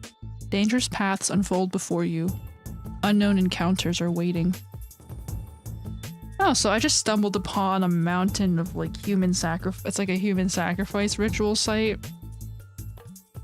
Cool. So I guess that general probably saw a bunch of ghosts or something. Or maybe the mummies. 石头，石头，还是石头。这里就没有别的让人感兴趣的东西了吗？ Stones, and even more stones. Is there anything here that could interest a person? Who knows? The monolith and the skeleton. Oh, well, I guess skeletons are interesting, right? It's definitely what I want to see. Just dead people. Yeah. I'm morbid, right? Okay, anyway. You walk for some time in the desolate hilly region before seeing a monolith and an unknown skeleton on the ground. The monolith is a bit similar to the monoliths at the entrance, so maybe someone has also left a record here. We can check the monolith or check the skeleton. Yeah, we're gonna check the skeleton. 有尸体就一定有凶手，你早该想到的。 Wow, a dead body could be left by a murderer. Have you thought of this? No, it did not occur to me that there was a murderer here. I mean, it could have died from like starvation, right? Like, whoever left these sacrifices here is too much of a pussy to actually kill them, so they just, like, leave them there. Like, I don't know, that seems like what most people would do, right? Like, they would not actually kill someone directly. Like, I don't know, man. Are you trying to imply that there's, like, people still here? Like, I don't know. Okay, so the skeleton looks totally different from a human's. Just as you're focusing on inspection, something unexpected happens. 3 fierce shrieks ring out, with piercing wind coming from above. Before you can react to it, huge dark shadows have darted to you. Sensing the lethal danger, you lower your body out of instinct, trying to dodge their assault. Well, I might fail this roll. Yep, failed. Make a roll on the ground, trying to dodge the attacks. However, the sharp talons slit through your skin in a splatter of blood. A tearing pain comes from the wound. Besides, during your rolling, the gravel in the terrain has cut you, leaving many tiny wounds on your skin. You get up while enduring the pain and find yourself surrounded by fierce, huge birds. Oh, they're like vultures. They have been waiting here for a long time, seeking any chance to launch an attack on living beings. You look at the skeleton before you and know there's no way back. If you fail to deal with them, you will end up just like the poor creature. Okay, we got to fight this eagle. Hello, eagle. Immune to special damage. Oh dear.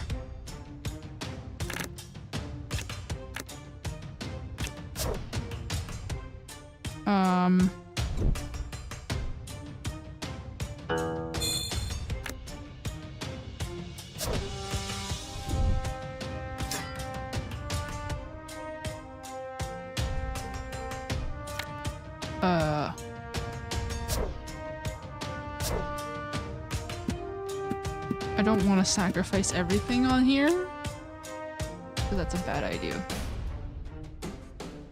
But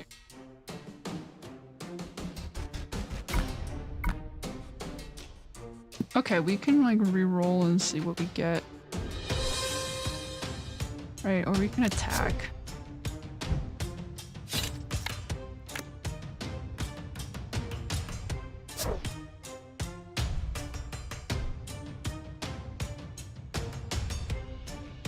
And La. Oh, I should have used the shield skill after. Oh, I get some extra shielding. Okay, it's not too bad. Oh, now I'm bleeding. Hooray!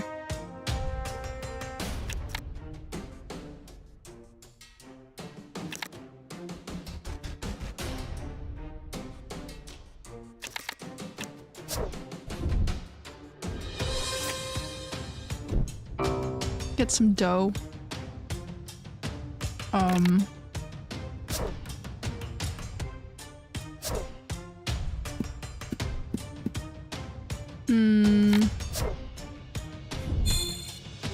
Could re-roll the die and see what happens. That's terrible.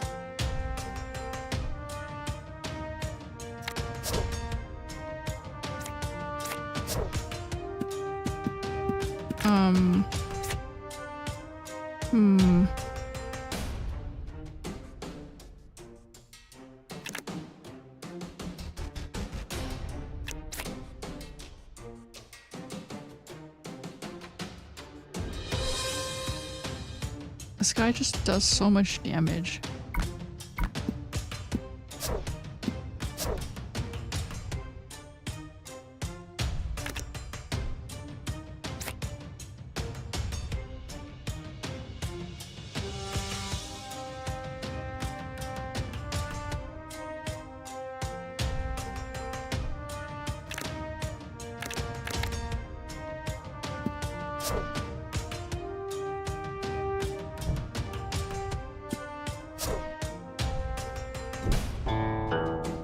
We'll try that and then myself a shield. Maybe. Oh. Okay. That works.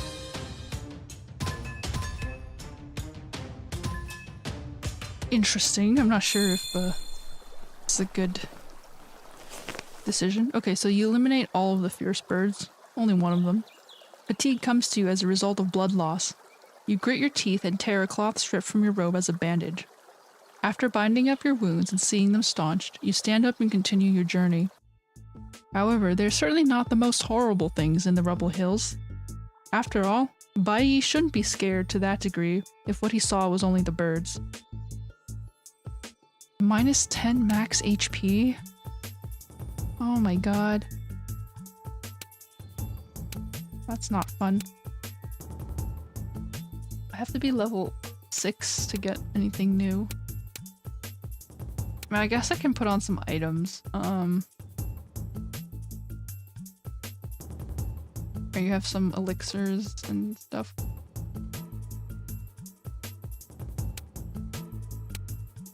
Painkiller, poison, and bleeding.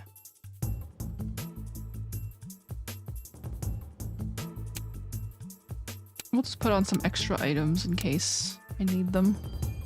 如此诡异的哭声，让我都有点害怕了。你不会相信了吧？只是玩笑而已。This is not a laughing matter, Mr. Fisherman. He's like, oh my god, I'm so scared with this wailing. Oh, I'm just kidding. Like, okay.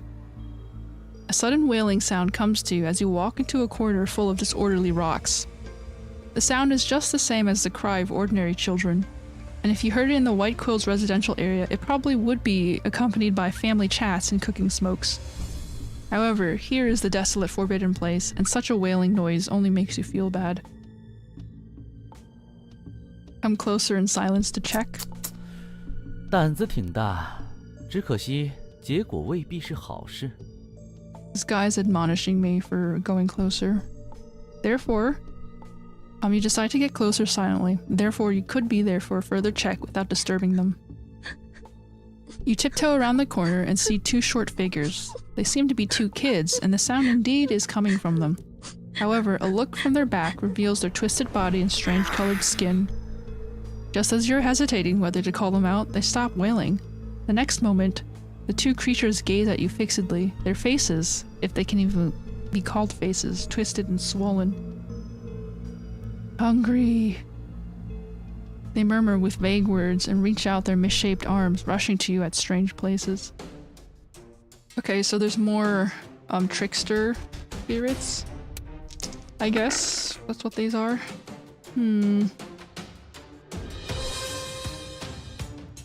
Alright. We'll just have to gain some buffs. And try to do damage to them.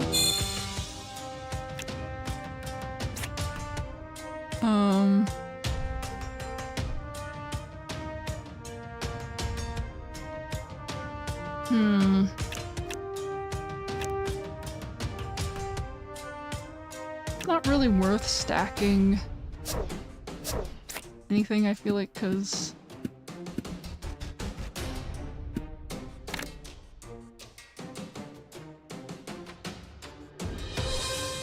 it's better to deal more damage.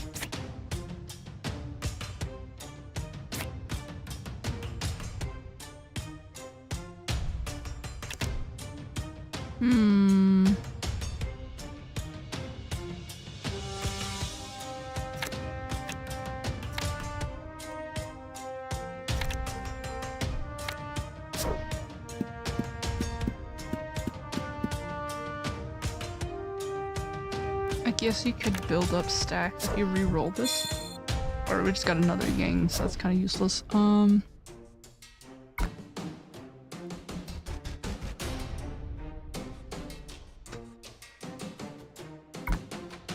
Try re-rolling, see what we get. None of this does anything. Oh, nice. We got the two buffs that we we can use those.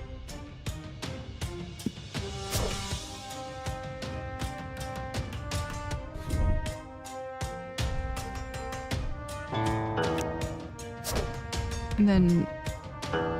Ooh, we just one-shot that guy. Okay. Nice. It worked out.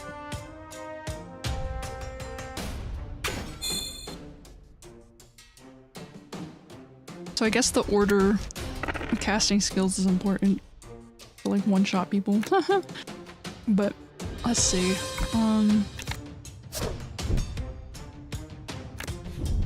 Gain some dough. I'm gonna re-roll, see if we can get another yang. Okay, that's pretty useful.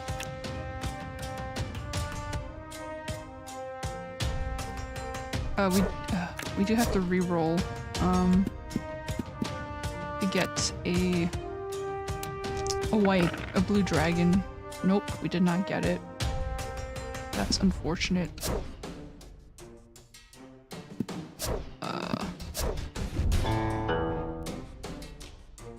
That's the end.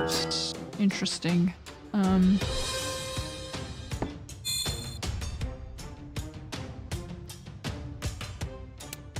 Okay, this should be the last round, right?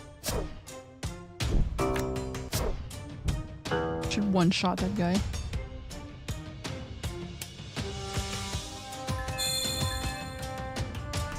Oh, level 5! You fought hard and defeated the two misshaped beings. You don't want to call them humans. Their mutated body and skin, their rotting and swollen faces, as well as their twisted poses. All of them make you sick to the extent of nausea. But you feel fear at the fact that they might not be completely beasts. Their figure bears a close resemblance to human beings, and they can even utter vague words. Does this mean that there's still many more to come? Did the things that Bai saw as a kid were just these beings? You shake your head forcefully and suppress the bad feeling, trying to concentrate your mind on the road ahead. Now you see a monolith with a familiar shape standing beside the spot where the two monsters wail. You check the glyphs.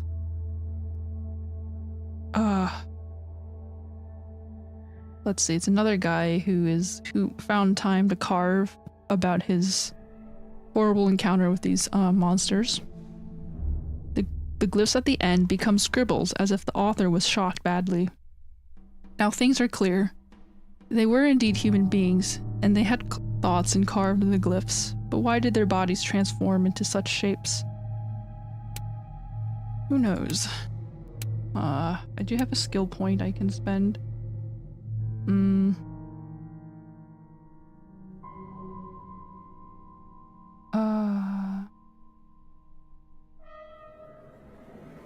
Deal 5 basic damage and gain 2 And although none of these are very useful. So me. Accidental me. Actually...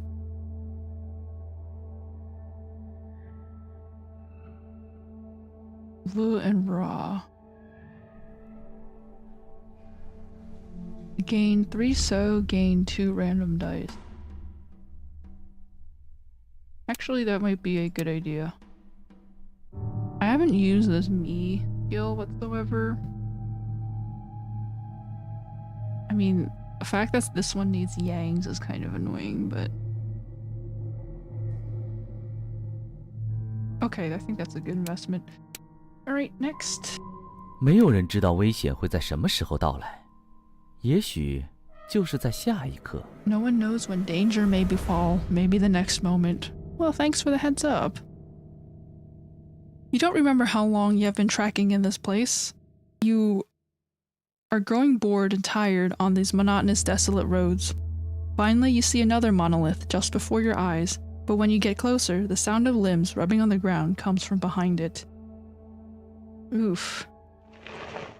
You become alert. The next moment, some hideous creatures walk out. Their faces resemble human beings, but they are rotting, leaving their eyeballs protruding. They have human-like limbs, but they are all misshaped and twisted. Their sizes differ. Some are as large as adults, while some are as tiny as kids. Their skin colors are also different.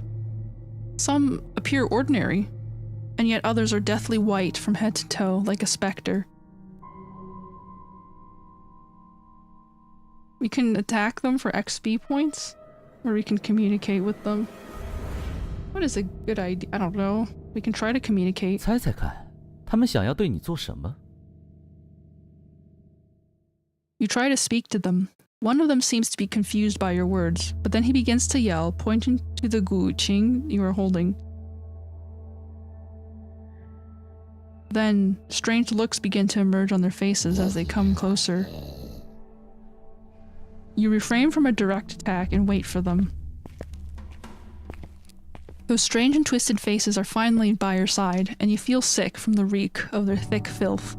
You can even discern yellow-white secretion on their hair and body, which disgusts you. But to your surprise, they don't want to harm you at all after getting closer. The odd person who yelled just now extends a finger and stirs your string. A simple and plain note rings out, and his body quivers a little with the sound. Then a liquid begins to flow out from his eyes. Is he weeping? You feel a bit confused.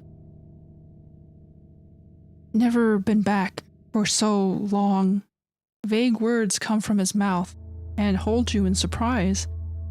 However, all you can distinguish are these words, and the other parts of his murmur are too ambiguous.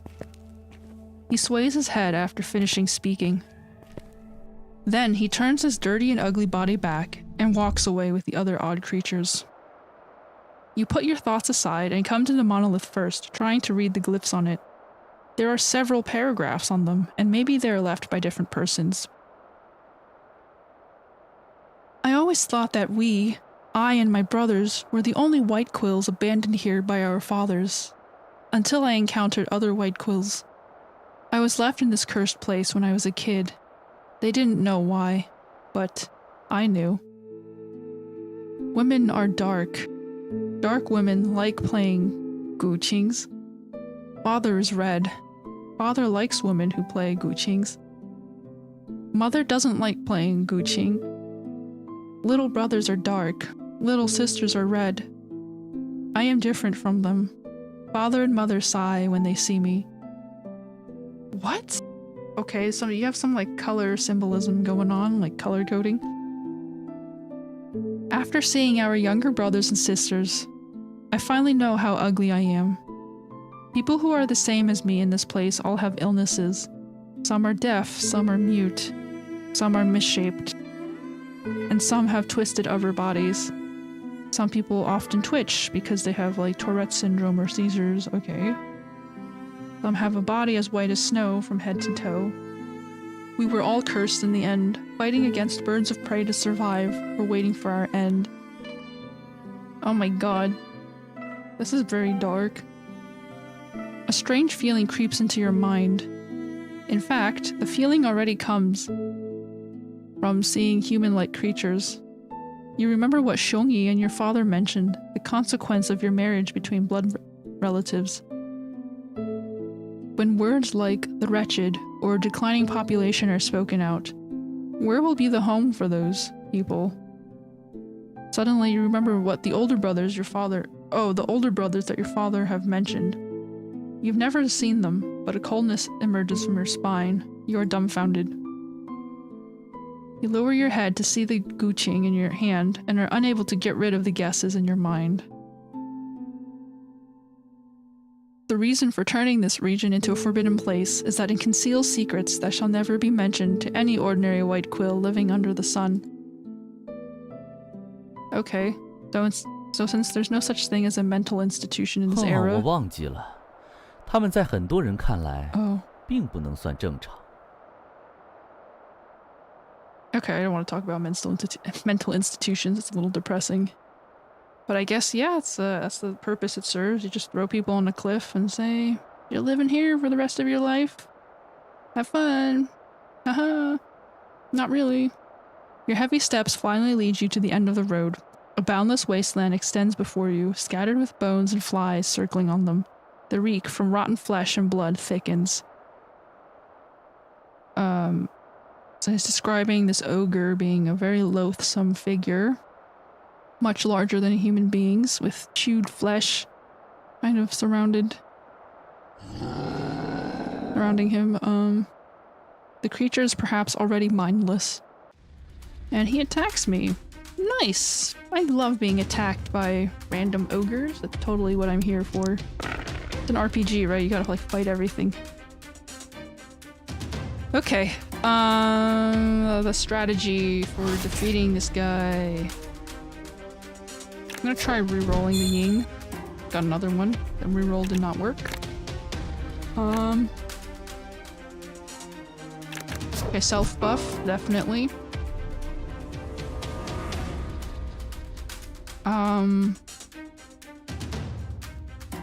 Kind of want to re-roll, but I'm not sure.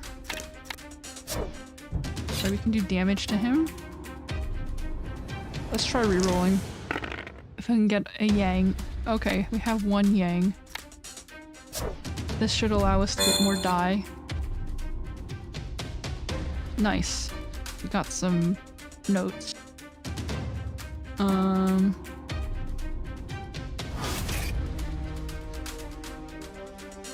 Let's see, we can re-roll again.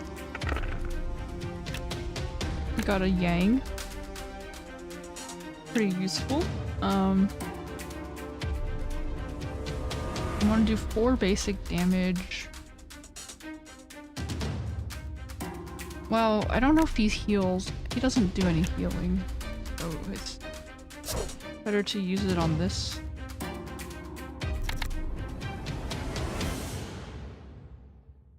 Feel vulnerable.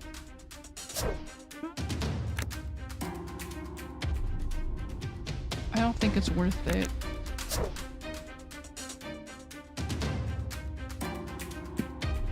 Okay, so my concern is that I don't have enough shielding.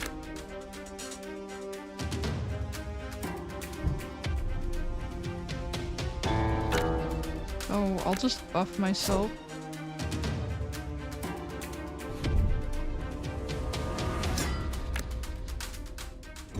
And attack him. I only do 11 damage. Okay, that's disappointing.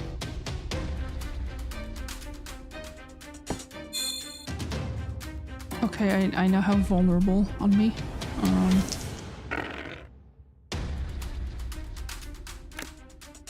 We're gonna gain random die and see how that works. Okay.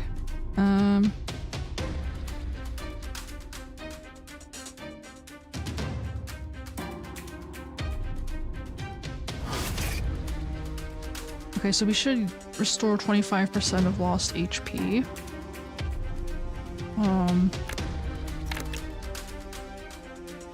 We can try re-rolling to hopefully get more attacks going. Re-roll again, because those are useless. Okay, we can buff ourselves. It's definitely useful. And we debuff him. And then we buff ourselves again and deal damage. 26. Okay. I don't know if that does anything, but better than nothing. Ow. Okay. Gain more die. Get some more interesting things. Where does the resolute come from? Like, I'm not...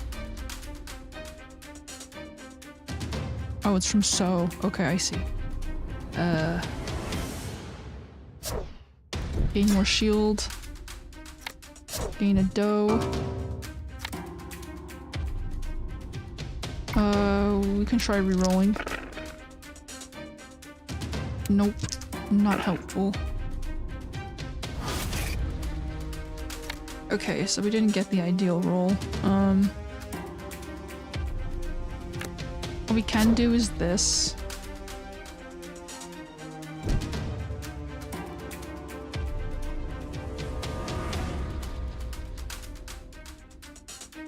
Yeah, that would probably be the best. Oh, I forgot to cast that skill. Actually, no, it's better to cast. Oh, vulnerable makes you take more damage, so it's probably 16. Yeah. Yeah, that's probably, I don't know. Alright, I think that's the end of this round. Ow! 48! Oh my god.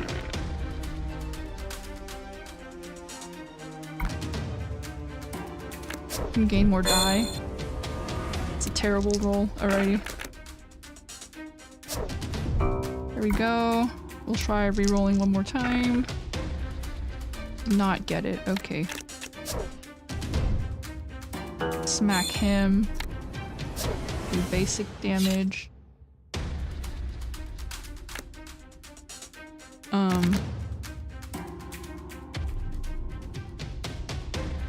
Probably do that. Oh, okay. We killed him. Cool. Boss fight is done. Is Sky wearing heels, or am I just not? Yeah, he has an interesting choice of shoe. Misfortune crown. Plus 50% damage bonus. Wow, that looks pretty OP. Too bad I'm not level 12. I'm only level 5. Your fingers are nearly cut apart by the strings. Pain and fatigue overwhelm you, the price paid for survival. You look at the huge, lifeless body on the ground and feel an ardent desire to close your eyes and retreat into a profound sleep. However, the intensifying howl of the wind, as well as the unknown shrieks and footsteps around you, reminds you of the dangers of staying here. Damn, like, this guy is so, like, weak that even adrenaline can't keep him awake. That's very sad. Or maybe it's like after the fight, you kind of calm down. You have almost figured out the secrets in the Rubble Hills. However, you also know that many stories concealed in this place are far from being revealed. The region must be home to many odd things, and what you have seen is only a part of them. I have to stop here, you say to yourself. The things you've seen here already exceed what ordinary people can bear, and they have become Bai's lifelong nightmare from his childhood. Alright, we're done exploring this terrible place with where people leave their kids to die. You can go back in? No, you can't. Okay, we're done. We are done. Are we supposed to go talk to that general? Or go talk to Bai Chi? No?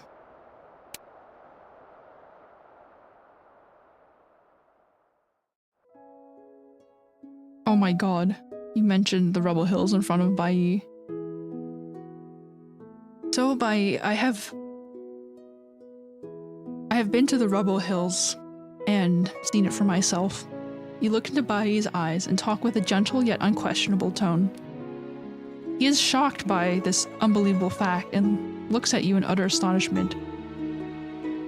Feeling his body quivering slightly, you support him to sit aside. Then you tell all the information you gathered from the place, in detail, oh my god, including the records on the stones, the gruesome creatures and the dangerous battles. You also tell him your conjecture. You spent a long time finishing your speaking, and you felt his originally strained body has eventually eased. He heaves a deep sigh as you conclude. So, the things I saw when I was a kid were those monsters? Yes, General Bai, it's not your fault. Stand up and pat his shoulder. This is our clan's sin, and we should both learn to face it and take responsibility for the White Quill people. He gazes at you and nods firmly. You feel the warriors finally free of fear and timidness. Thank you, Prince Chi. His eyes glow with determination and respect. You are not the weak heir that others say about you. You will be a resolute and responsible leader. And I, Bai, will forever remember your effort made for me, as well as for our clan members. Oh, that's sweet. I guess this means, you do the field work and you get respect. Is that what the lesson is here?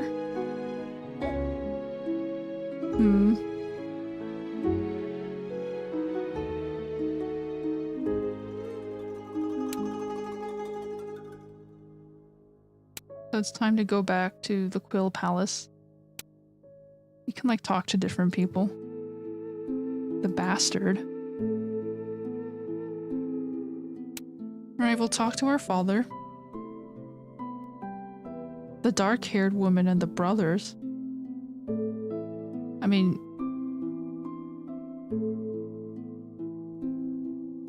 I finished with the tournament.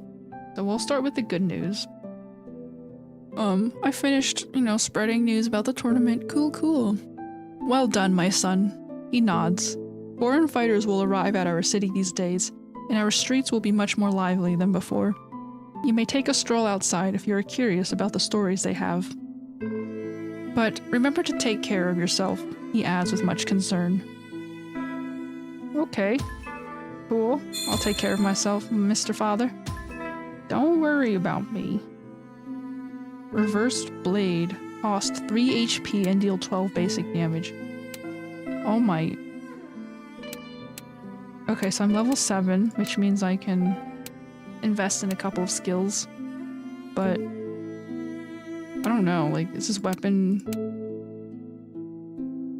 Is it worth sacrificing HP? Because this character, I guess he has more HP than the Jinging gal, but I don't know if it's worth sacrifice, like, because he doesn't have a lot of healing skills, so that's why it's very questionable to go with, like, a berserker type of build.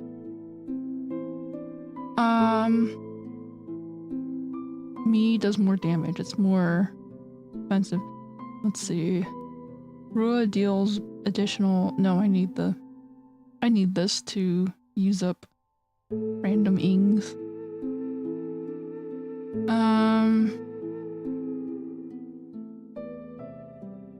Turn all dough to law. No, that's not. Resolute law.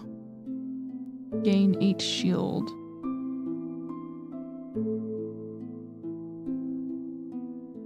I mean, this is kind of worth it. In terms of cost, it's much better to have this skill. Deal 3 basic damage 3 times. It's not really worth it. Accidental dough. For every 1 attacking with active skills. Oh, I see. If you do want to stack the attacks, you can... Interesting, actually. It might be better to get this passive, since it's less... Right, so I don't have to spend a dragon token on attacking things, I can just have a passive and get dough automatically. Right, and then if you upgrade to this one that has a triple... But, do I have the skills for it? Because I like the idea of getting random die, because it kind of helps with the stack. Anyway, I should put on the amulet, and then I can put on the phoenix. I mean, I don't think the phoenix and it... Well, yeah, that would be better actually. Because... Anyway, rusty dagger, yeah, reversed blade. I don't know. White wax bow. Might be better to have a bow. Because it does 2 basic damage to every target, so... If we have this passive... Oh, this has to be active skills. Okay, we could experiment and see if a bow shot counts as an active skill. If it does, it would be pretty OP with that passive that relies on active skills, but like... Okay, we've got to talk about what I saw in those hills. 看你们苦苦寻找答案的时候，我很想把一切秘密都说出来。当然，我随便说 Oh 说 my 而已。god, this fisherman, you need to shut up. I put a mask on you for a reason, man. He's just trolling. He's like, I'm gonna tell you about the secrets. Nah, I'm gonna tease it. I mean, if you're a good writer's like tease things, right? You're supposed to tease people. You can't reveal all the details at once. There's no fun in that. You have found answers to some of your questions after you returned from the Rebel Hills, but you need your father's explanation now. I'll ask about the dark-haired woman. You told me that the former owner of Warworn was your past friend. You lower your eyes to the guqing in your hand. Would you mind telling me more about her? A complex look flits through his eyes. He begins after a moment. Her physique was weak, but her character was gentle. Did she have dark hair? You ask. Yes. He smiles bitterly with a sigh. You find the answers to many things I have never told you. I was not king when it happened. At that time, I was fighting in the Tang Valley and did not return for many years, and she, the dark-haired lady, played her guqing under Fusang, the divine tree, and attracted beautiful birds with her melody. I was attracted, too. As a fiery young man, she was, well, compared to her, she was a leisurely cloud, and I was a fire. Anyway, this is... Okay, I should have just read this as it was. I'm trying to, like, spice up the dialogue because it's a little plain. Before I was back, we spent a night together. His eyes lose focus as his voice saddens, but I had married my sister at that time, which was a prerequisite for my succession and could not be negotiated. Oof. However, then you were born, and I could not hide my affair anymore. I confessed to my sister, but to my surprise, she forgave me and helped me conceal the truth by saying you were our child. As a condition, she prohibited me from getting in touch with the lady again. Now it turns out that she vents her anger on you after accepting my fault for our interests. And the leisurely cloud dispersed. I don't know when she passed away or where is her tomb.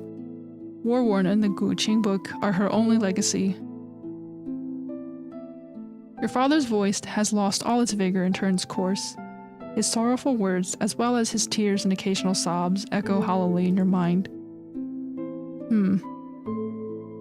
Though you have thought of many possibilities, you feel at a loss at his words of a forever depart and an unwitnessed death. You stroke the guqing again and mourn for the lady you have never seen. 看你们苦苦寻找答案的时 We 候， can ask about 我很想把一 the 切秘密 brothers. 都说出来。当然， So, 我随便说说而 you 已。 just flat out tell your dad, hey, I went to the forbidden place. I touched the boat.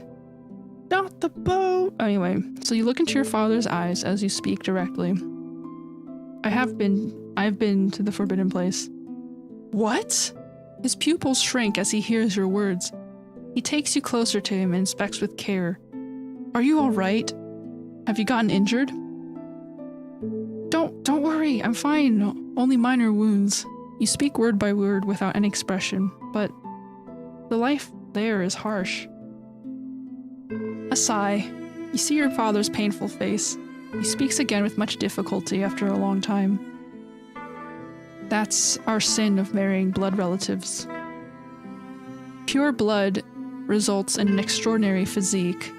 However, less fortunate kids who fail to inherit them would be caught in strange illnesses. In our state, where martial spirit prevails, those kids will be deserted. Have you thought of changing this? You clench your hands. You, the king of the White Quills, exile your people and your blood relatives to such a cursed place and let them die. Can't we find somewhere better for them throughout the East? You feel it is improper to say such harsh words to your father. However, your father didn't reproach you, as you thought he would. Instead, he only looks blankly. I have thought of a changes. He shakes his head, but my son, many things won't depend on you once you are a king. The great sway in the west craves our land, while the tribes of the east do not trust each other. The White Quill people, Conservatives who hold ancestral dogmas as their tenet will still make up a large portion of the army. A sudden abolishing of rules will lead to division, and that will result in consequences. But your words fail you. You cannot believe such a merciless decision of depriving all hope of those people is carefully made. And you feel sick at the thought that you may as well made such decisions if you ascend to the throne.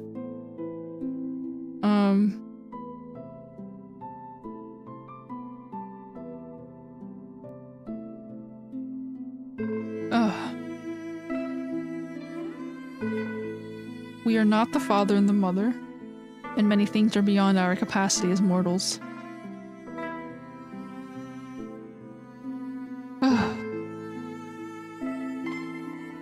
Make amends, you murmur to him with the slightest voice. Or maybe you are just saying to yourself, before it's too late. Yeah, so I guess this tribe is just full of, interbred people, which is kind of questionable, but... Well, yeah. It keeps... I don't know, I just feel like... It's just shocking, right, to be reminded that your mother is, like, your aunt. Right, like... Right, because your mother is your dad's sister, so it's like...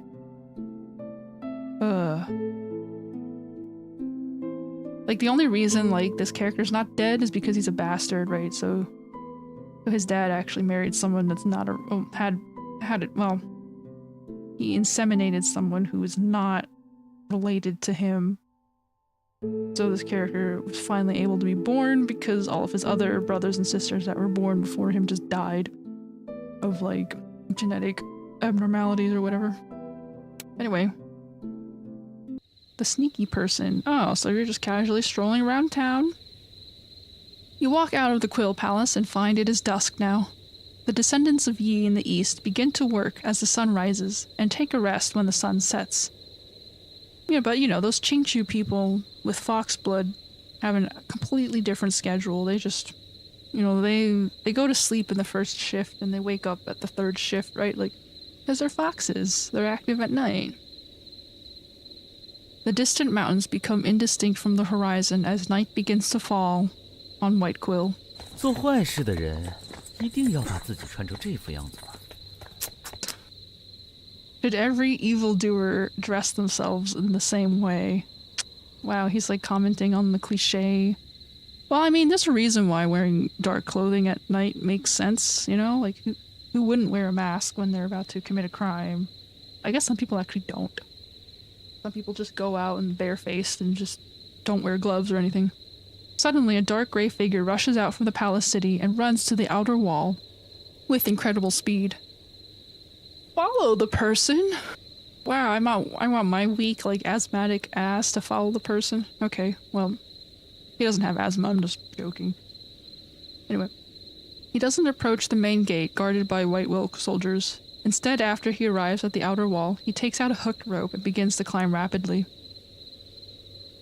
You estimate the rough distance with your eyes and find he may already be at the other side of the wall if you run there with feeble legs. So you hurry to the stable for a meek horse and ride out from a side gate to the location where he should be at.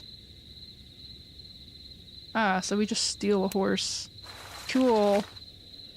It's not stealing, I'm just borrowing. Yeah, you can just borrow a random horse at night. That's totally not gonna backfire. They're not gonna, like, kick me or think I'm a weirdo. Like, I just wonder, like, can you ride a horse if you just, like, go up to them at night and, like, wake them up from their sleep and be like, yeah, I'm gonna ride you, right? Like, what if the horse hasn't been trained yet to, like, accept a rider? It's just gonna buck you off. But okay, this is fiction, so you don't have to worry about these kind of logistics. 夜晚是危险而神秘的，有些东西已经在你未觉察时悄然发生。 Things have happened outside of your notice.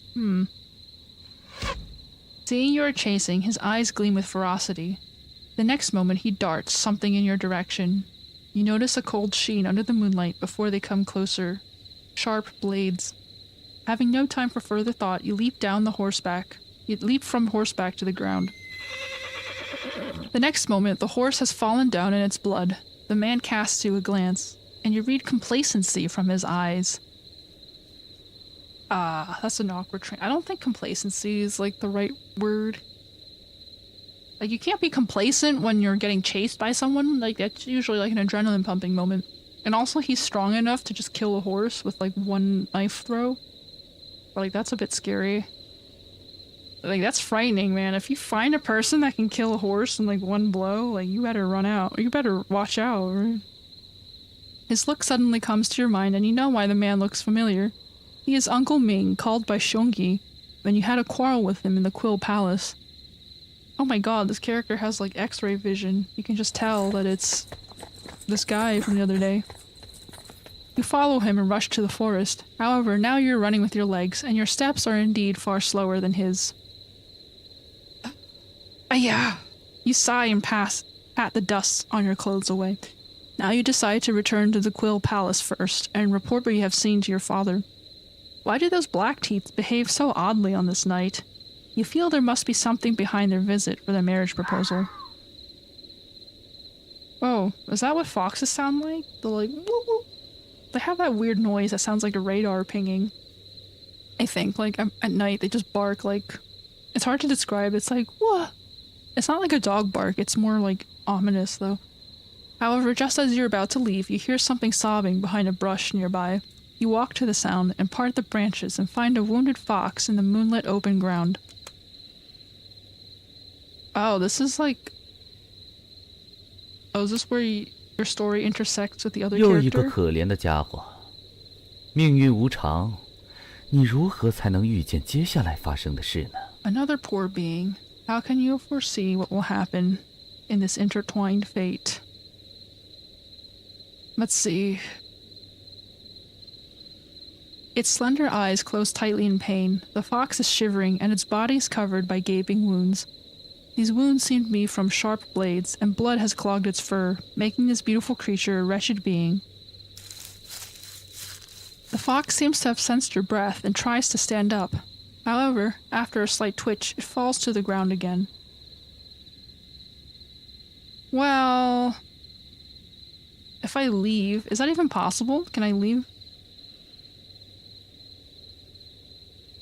It looks like you can't leave.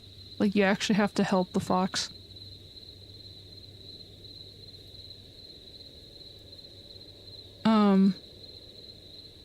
You summon all of your courage and pick up a sharp rock. Then you press it to your palm and cut it into your flesh deeply.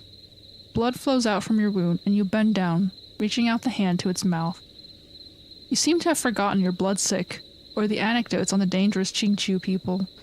All you can see now is the moribund, helpless weakling that is before you. The fox supports his body up with its last strength and licks greedily on your bleeding palm. Its slender and soft tongue glides on your wound. A feeling of itch and pain turns into a comfortable tingling and goes up from your lower back to your head. You quiver with a slight trembling body. Your head becomes heavy again just after the incredible feeling. You know it's because of your blood sickness, and you try your best to stay conscious and balanced and continue to feed the fox. You don't know how much time has passed. Finally, your half-sober mind tells you the thing on your palm stops, and you notice the fox's condition has greatly improved. Though it is still pale from blood loss, it is at least back from death's door. Oof. You sigh in relief and are about to draw back your palm, but at the next moment the radiant beams begin to emit from the fox. Your eyes are painfully dazzled by the light, and you can only walk back before crumbling down to the ground. You shake your head forcefully to dispel the uneasy feeling. However, the next scene you see holds you in utter astonishment. So yeah, the fox turns into a fox spirit. It's actually a fox spirit, right? This is where your fate intersects with the other character.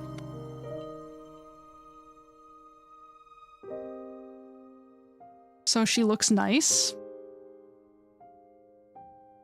A dangerous gleam shines in her dark green eyes as she inspects you from head to toe. Oh, slight sigh. Her voice is languid, yet you can feel an ardent desire hiding beneath it, waiting for a chance to erupt. Hasty. With that word, she raises her fair hand and wipes away the bloodstain behind her lips. Then she puts the finger into her mouth and savors it greedily. Wow.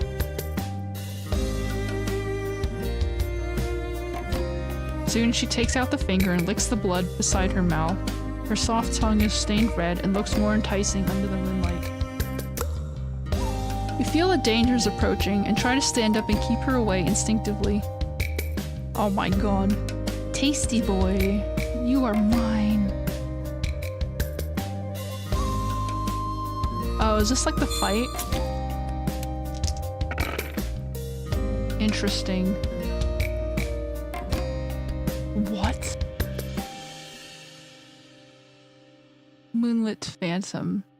Negative 99% damage taken. Immune to special damage. So I'm just supposed to lose? Am I scripted to lose in this fight? I mean, I don't want to lose. Like, who?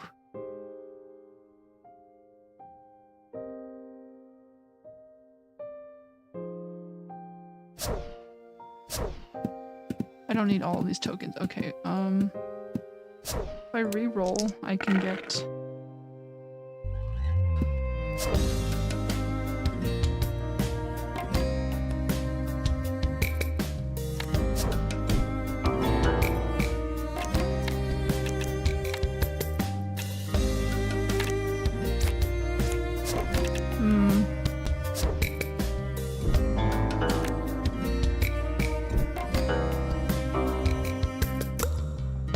So I can't do damage to her. I'm supposed to just lose? Like, what? Oh my gosh, it's literally invincible. I think it's because, well, I mean, in the other story, I defeated him, right? So I guess canonically speaking, I should not be defeating her. Do I just accept my fate? Is that what's gonna happen?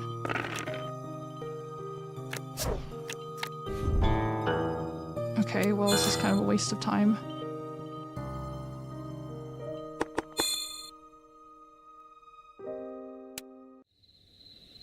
Her dance is irresistible. You fall to the ground and are still trying your best to stand up under overwhelming limpness and dizziness. Don't go. He speaks in a slight hurry after seeing your moves. Then she pounces on you and you collapse under her weight. Your sight is occupied by her captivating face under the night sky. Ugh, this is where you get raped. I don't...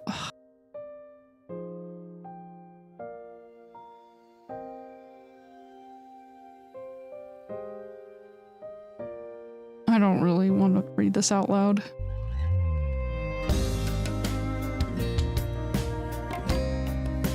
It is so disturbing, like, you just get, like, sexually assaulted by this fox. That's pretty shameful, like, I'm just never gonna mention that to anyone. You go back home. So you're trying to chase a thief, you try to heal this fox, and then this fox just, like, screws you over, because why not, you know?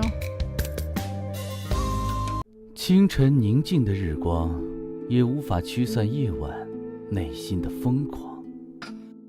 Well, yeah, you just got screwed over at night, like, you'll never forget it. You open your eyes with much difficulty. The radiant sun dazzles you. You shake your muddled head and try to recall what happened. You hurriedly inspect yourself and you do not find any wound. Even the one at your palm has vanished. They seem to have never happened. Is this a dream, or did I see illusions? You try to remember, hoping to put the shards together into a full scene.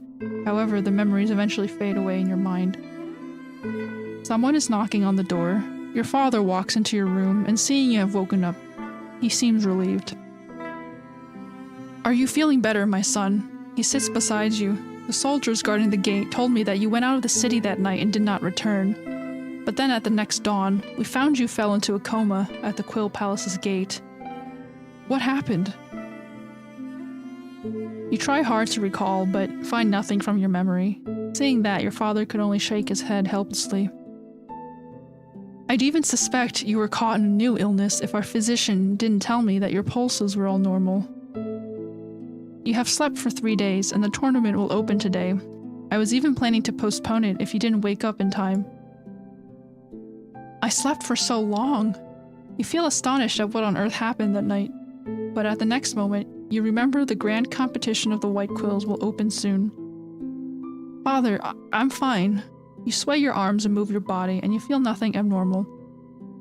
I want to take part in the tournament. Watching it, right? Not as a competitor. Your father looks at you with some astonishment. Oh, this writing is not that great. Well, my son...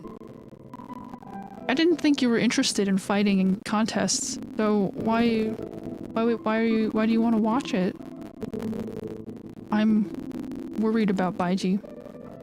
The tournament this time is different. Foreign competitors come with different powers, moral stances, and aims. It would be good if there is a truly virtuous man who emerges as the final winner. But if someone with motions even more sinister than Shongyi's comes here, Bai Chi would be in a dilemma. My son, I'll allow you to go there if you really want to take care of Bai Chi. However, if your real intention is to marry her and seize the things that should have been yours, then I won't allow you there. He casts you a glance as a warning. I hope what you said is your true wish.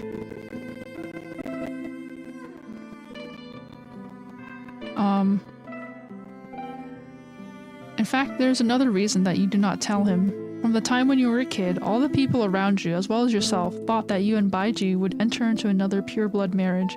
Only Bai Chi doesn't think so. Though you have no gap in other aspects, you can never have access to the martial arts she has been pursuing earnestly. Tournament will begin after 2 hours. Go to the ring in the east to sign up if you want to take part in it. Remember, don't force yourself. Ew, I don't want to take part in this tournament. Music will grant you power. Wow. I mean, isn't beating people up with a guqing kind of, like, embarrassing? Like, yeah, I'll just smack you with air sounds. You're like an airbender, woohoo! 哟，人还挺多的，看来这次要比以往热闹许多嘛。Ah yes, the tournament this year is extra special. You also notice Bai Jia is there. He's receiving every competitor politely to help him sign up. Seeing the line is too huge, you begin to search for the possibility to save time.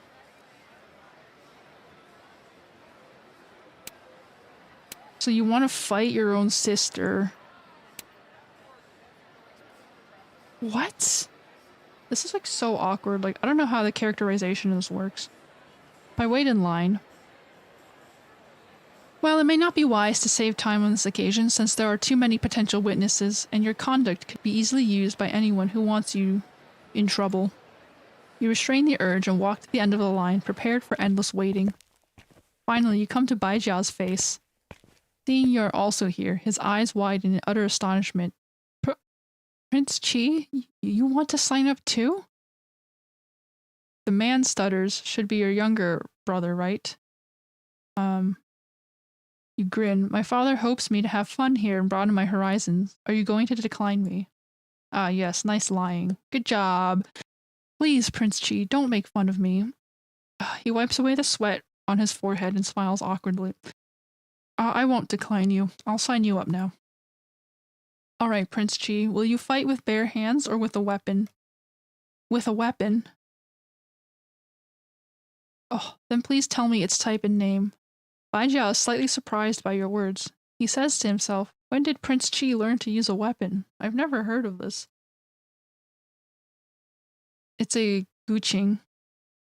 War-worn.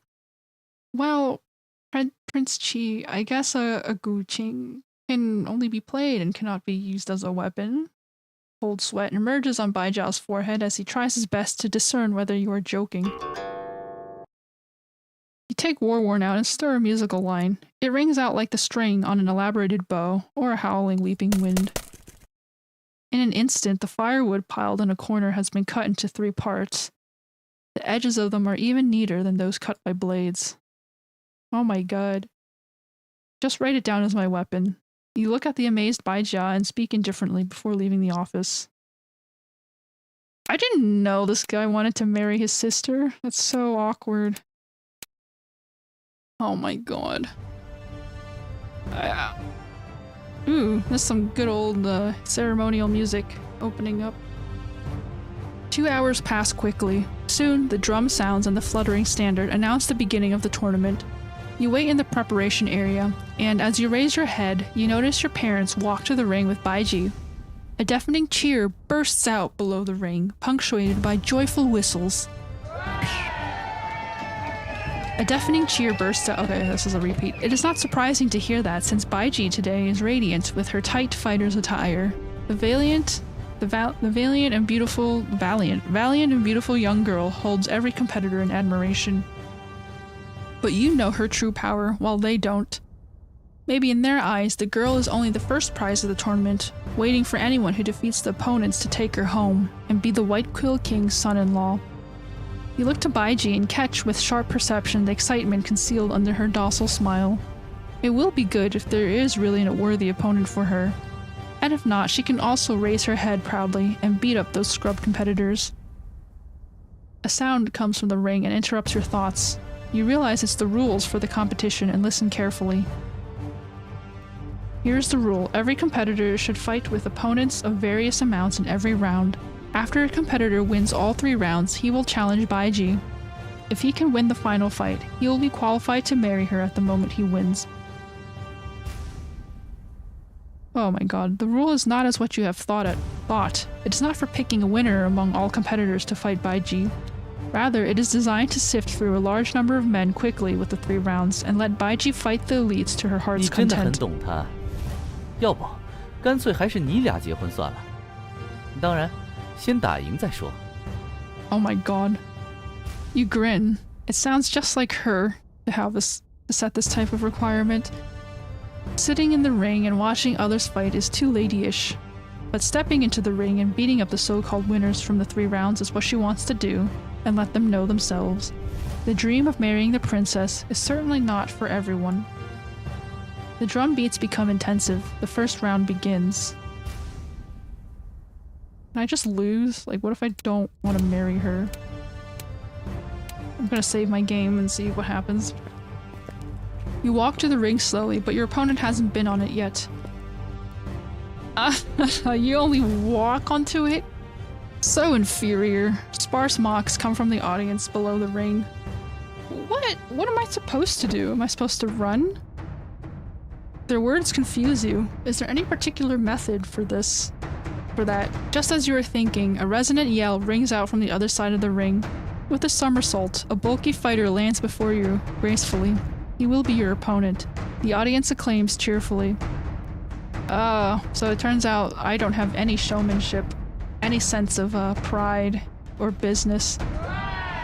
Awesome! Bravo! Come on! Knock that soy boy out!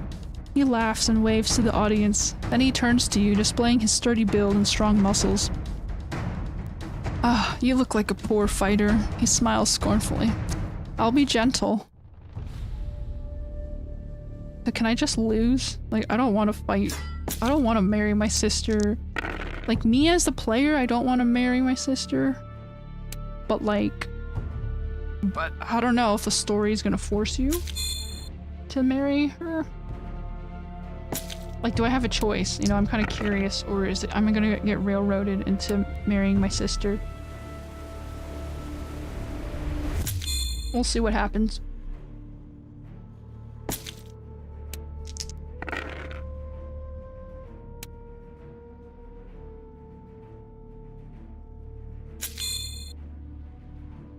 Well, I could have tried to experiment.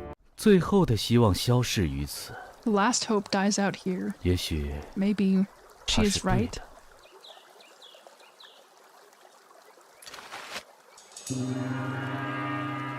So I actually have to win. That's really disappointing. Okay, so I actually have to win the tournament. Ugh.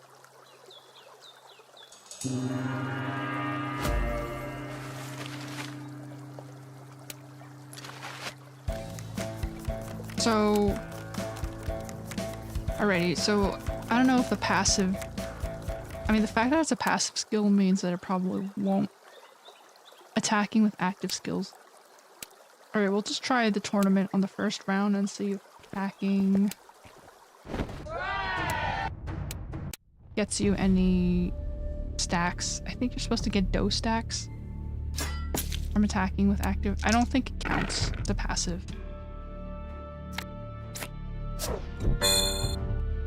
Okay, well, I'm kind of at a disadvantage, but that's okay.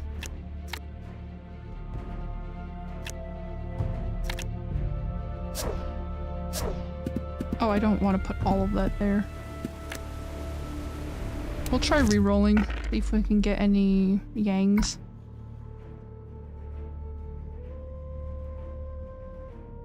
If I get one more, it would be pretty helpful. Oh, nice. I don't have any laws, though.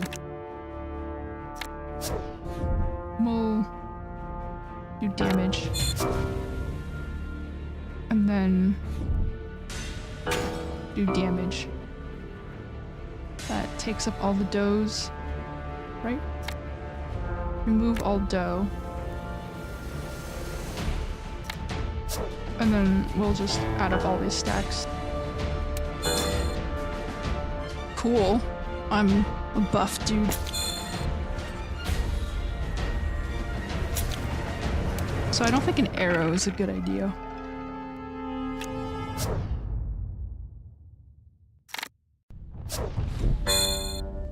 Ooh. That's a very nice roll.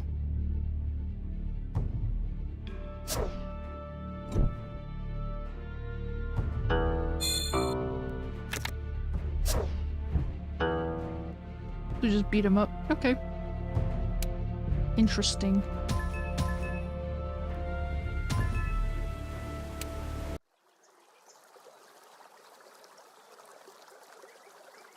Your opponent falls to the ground and only gets up after wriggling for a long time.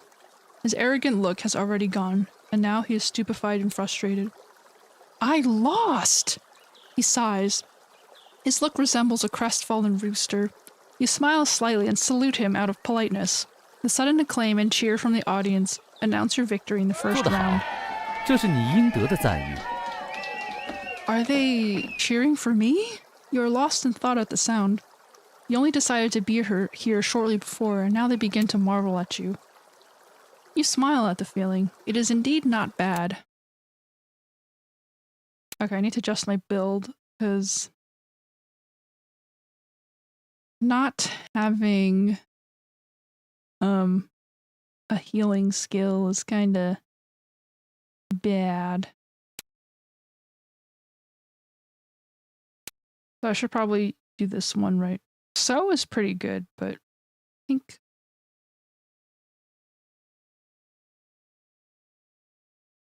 this one's better. And then maybe not having weapon, right? Because I said that I'm gonna fight without a weapon, right? So I shouldn't be using a weapon. Right? It's only fair. It's a little tricky, but we'll go with it. Round 2. Since the only weapon is the guqing, right? I shouldn't be using daggers and stuff, although that would help a lot, but I'm a man of my word. You watched other competitions after yours ended and saw many showy ways to enter the arena. However, you don't want to draw others' attention with your practicing, so let's see. The second round soon begins, and after you hear your name announced, you only tighten the strings of Warworn and walk to the ring leisurely. 听说很多人都讨厌黑齿人，然而却没什么人会小瞧他们。 Many people may dislike black teeths, but nobody looks down on them. Interesting. There's a lot of types of people in this world, right? It's a very broad statement to make. Certainly, if there's people who dislike you, there's going to be someone who also looks down on you. Anyways, your opponent has already waited for you for a long time. Seeing your approach, he beams insidiously, displaying his black teeth. He comes from, of course, the Black Teeth State. Boy, I heard that you are a very excellent guqing player. Guqing player. He eyes you with malicious intentions. Will you be at your wit's end if I break that piece of firewood? I'm not good at trash talking, so I'm just gonna ignore him. Maybe you get the point. You grin slightly and let his words slip. However, if we can defeat opponents with words alone, then we do not have to be here for a fight. Sly boy. A hint of rage sleeps through his eye. And he shifts to a battle stance after a slight salute. Let our weapons speak. This guy is really... I mean, I guess like the words don't have the same connotation, right? He would probably be like, oh, you're a smart ass, right? Like, oh, I was like, let me just beat you up, smart ass. Like, that seems a little bit more accurate, right? Or I guess they have to be very proper. Oh, maybe they have to speak properly because they know that he's like related to the princess, so... Oh, you're a very smart boy, right? I'm gonna beat you up. Let our weapons speak. Okay, well... I'm gonna have to re-roll, because none of these are what I need. Yeah, this is a terrible roll. Holy crap, I have 5 ings. Okay, well... It looks like I have no choice but to expend them. Right, because you really want... I can re-roll the last die and see what I get. Oh, pretty useful. Okay, I'm gonna use that. I got another ying. Alright, so this is the debuff. So I'm gonna use that, and then use that, so that I can get some stacks. Unfortunately, like... Oh, I should have used the other tokens. I made a mistake. That's okay. I'll learn better next time. Oh my god, dude. I'm dying.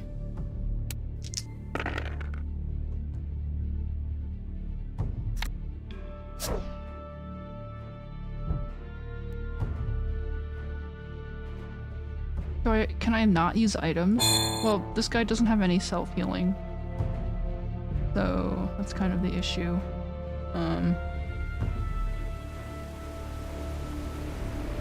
Right?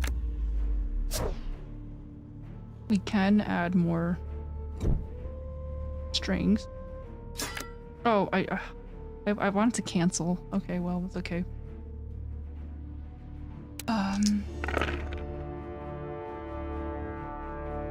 What was I trying to do? I was trying to get some yangs. See if I can get yang tokens. I didn't get any. So... probably need this.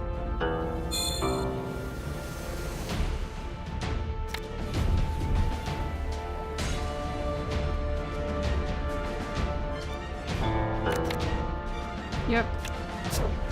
And then I just smack him with 17 damage. Alright, but my HP is pretty low, so that's not a good sign.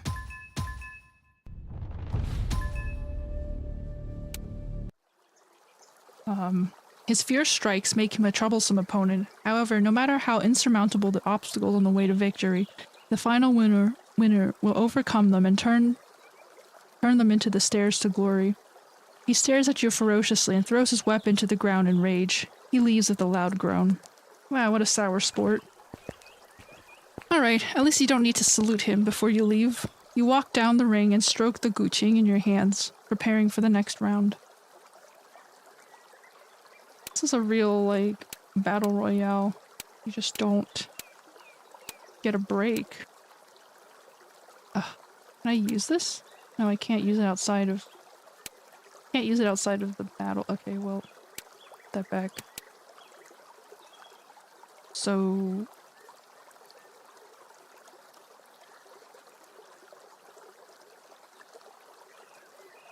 Oh, I used the wrong... I should use this one.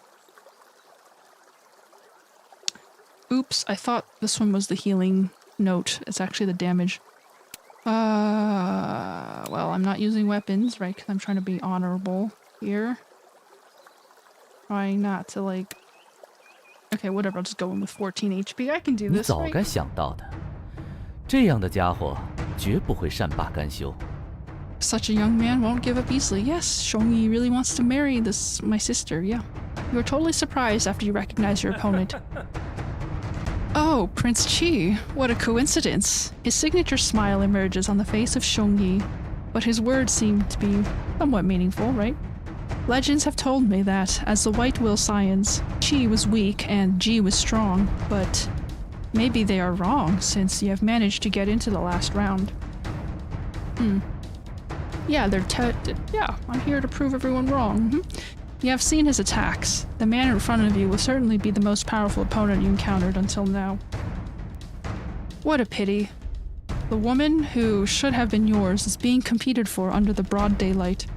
His eyes narrow as he sizes you up with a half smile. If I were you, I wouldn't have taken part in the tournament.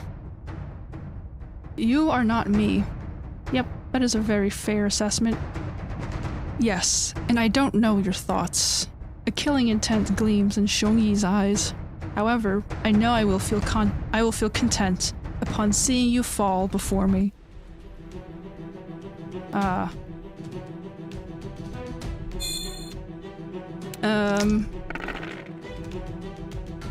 Well,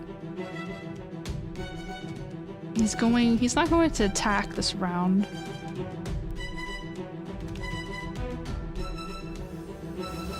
Okay, so I definitely need to re-roll. I need a Yang to be successful. The fact that he spends the first round buffing is probably gonna be his downfall, but let's see if I can re-roll again. If I can get another Yang, that would be very good for me. Okay, I don't know what La does. It gives me a shield.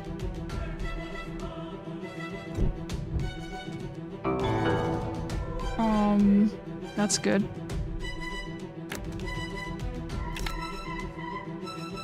Then definitely reserve that. Oh, I don't have shielding.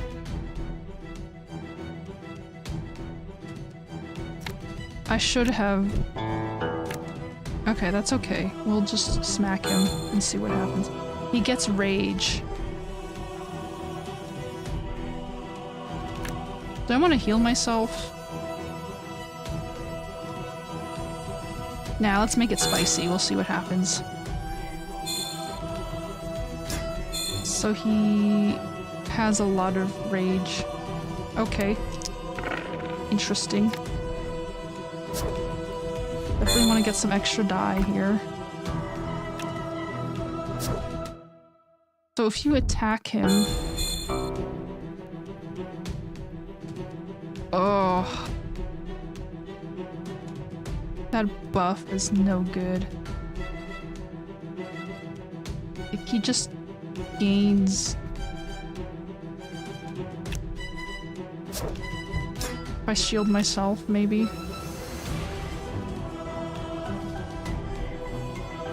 We'll just reroll and see if we get a Yang, I guess. Nope. We can reroll again, but it might not work. Oh, we did get one. So this is a self-buff. Okay, so I think the play here is to buff myself as much as possible.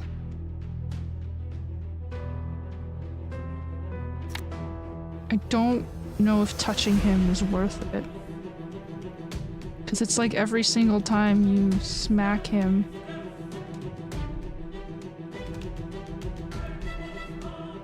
Maybe I should heal myself. I don't know. Right, because every time you smack him, he's going to have a bunch of shielding? How did he lose his shield? Oh, it's from the special damage when you get attacked.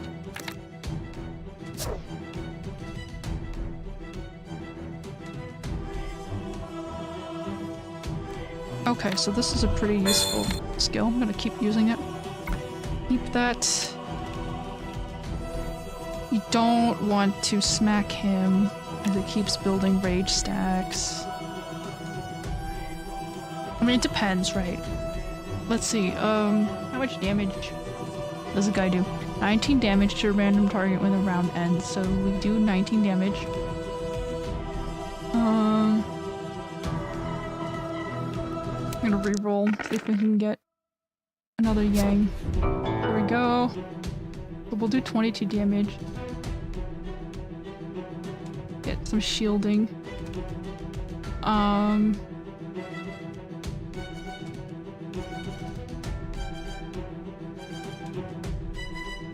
Right. So he restores 6 HP when the round begins. So...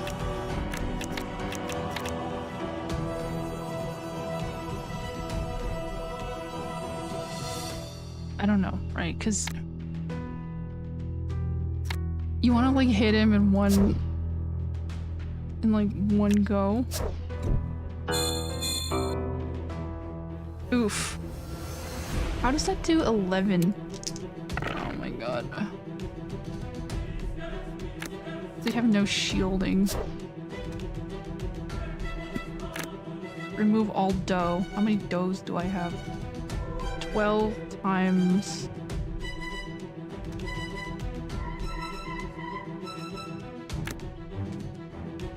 Right, because the dough is...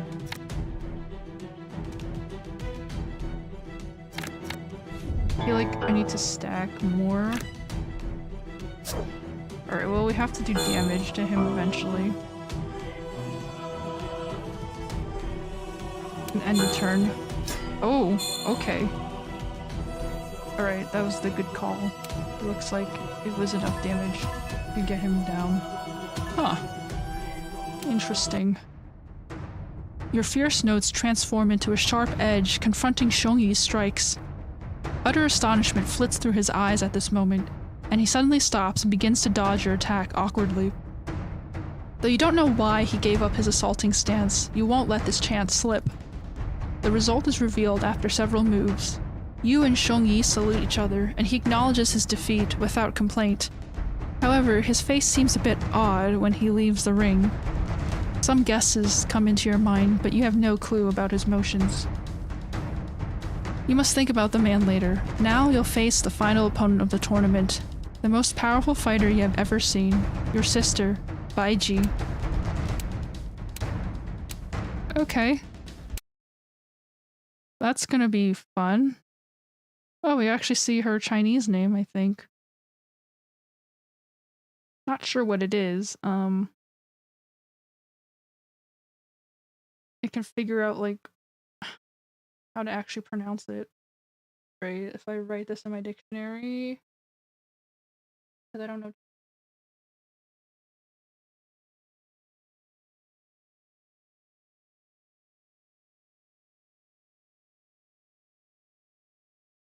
Oh, that's not her name. That just means challenge.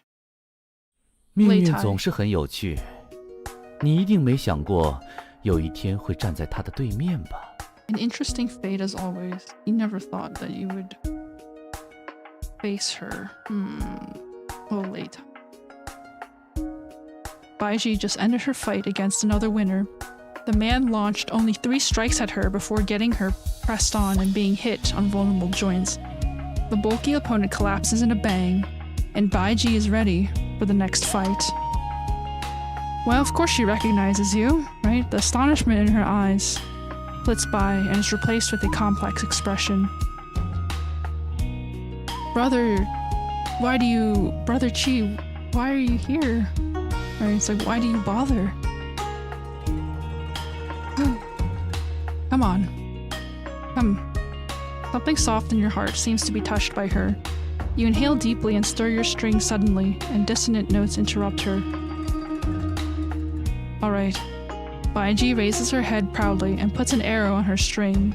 Her fiery red quill flutters in the wind. I won't wound you too bad. I won't hurt you too bad. Wow. Like, Mommy! Oh god.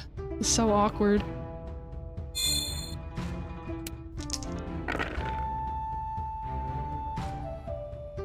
She's got very long hair. Interesting. Well, we'll do that. Counterattack the enemy when you are attacked.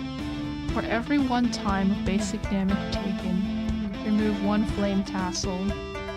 Immune to special damage. Oh.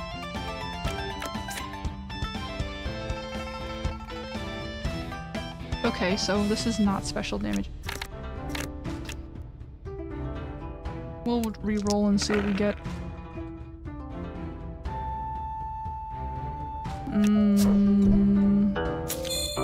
Ow! That's like 19 damage for smacking her. I don't know how I feel about that. I will shield myself. We didn't get to do... I'm not gonna do damage because I don't think that's the play here. Like, we just gotta hit her in like 1 hit. Oh my god.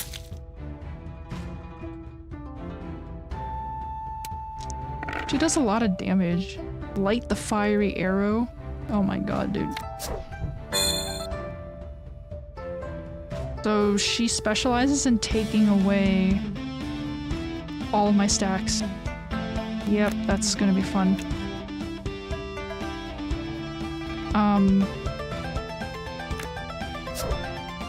I think I'll shield myself. We'll just have to get some yangs.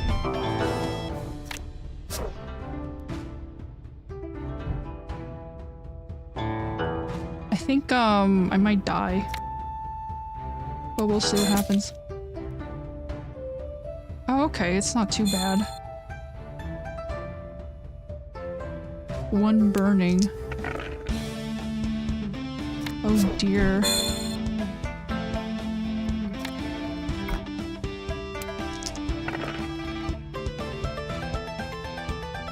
Let me see if I can reroll this. I've got 2 yangs.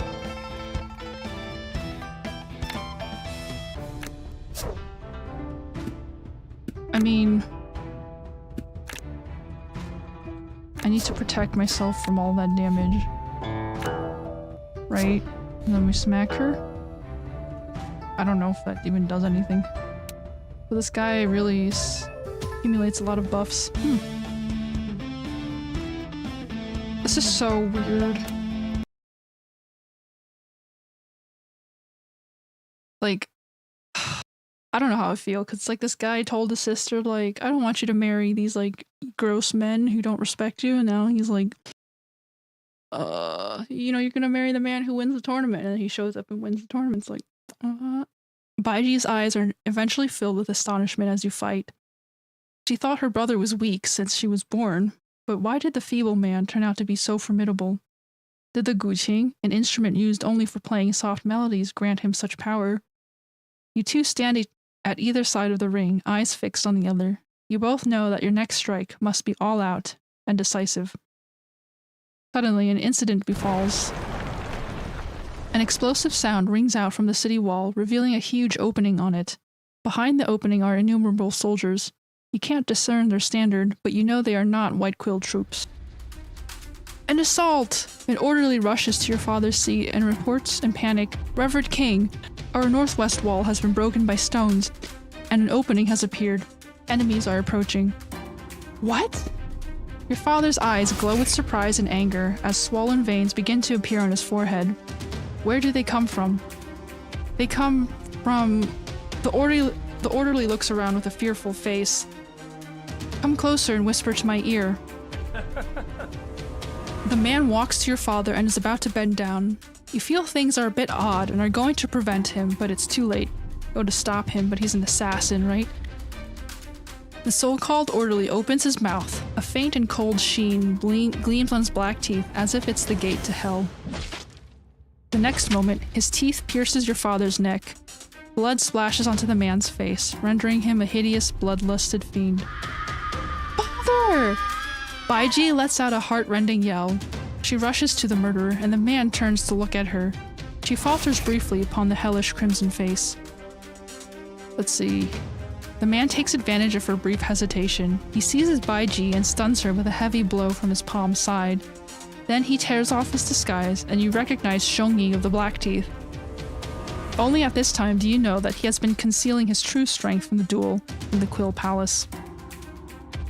The next moment, your notes form into a fierce wave directed towards him. However, Shongyi has already brought Bai Chi under control and is holding her before his body. Seeing that, you could only stop hurriedly lest your sister get hurt.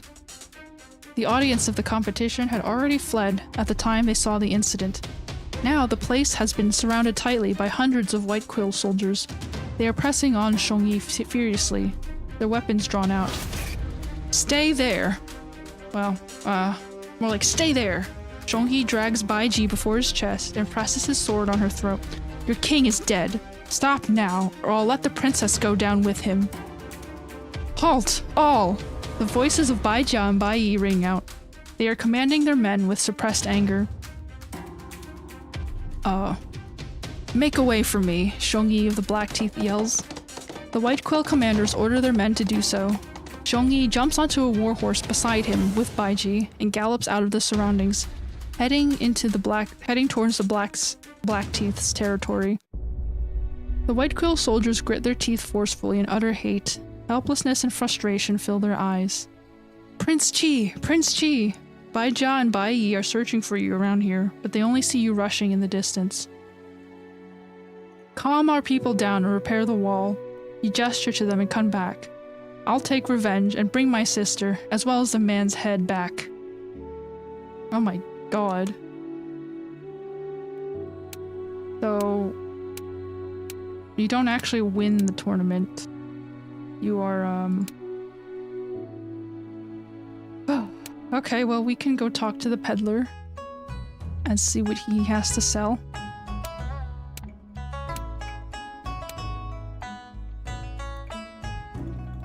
There's not really a lot that I want from him. There's a few weapons, interestingly enough. One-handed. Wizarding Docks banner. Stone Yue.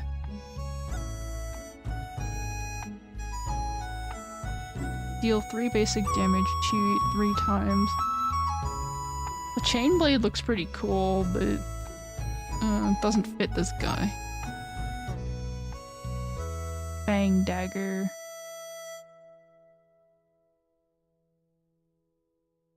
Wow. That longbow is pretty OP, if I can get one, but...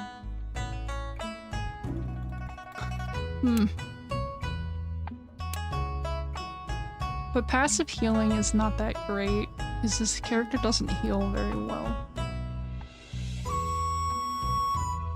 The chain blade would be good, but I'm only level 7. I guess I should heal myself? 10 wounds? 50 coins. Alright, I'll save. So I have to go chase the guy.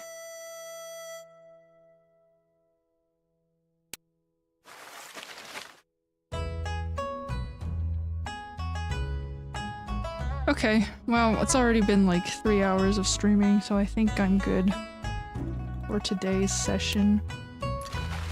I'll just call it quits. I mean, it's really hard because I'm really close to the 50% threshold, which is when I think you have to go on to the next character. But yeah, it's already like 3 hours, so anyway, if anyone's still watching, thanks for hopping in. So I'm gonna be logging off here. Have a nice day and good fortunes to you. Bye bye.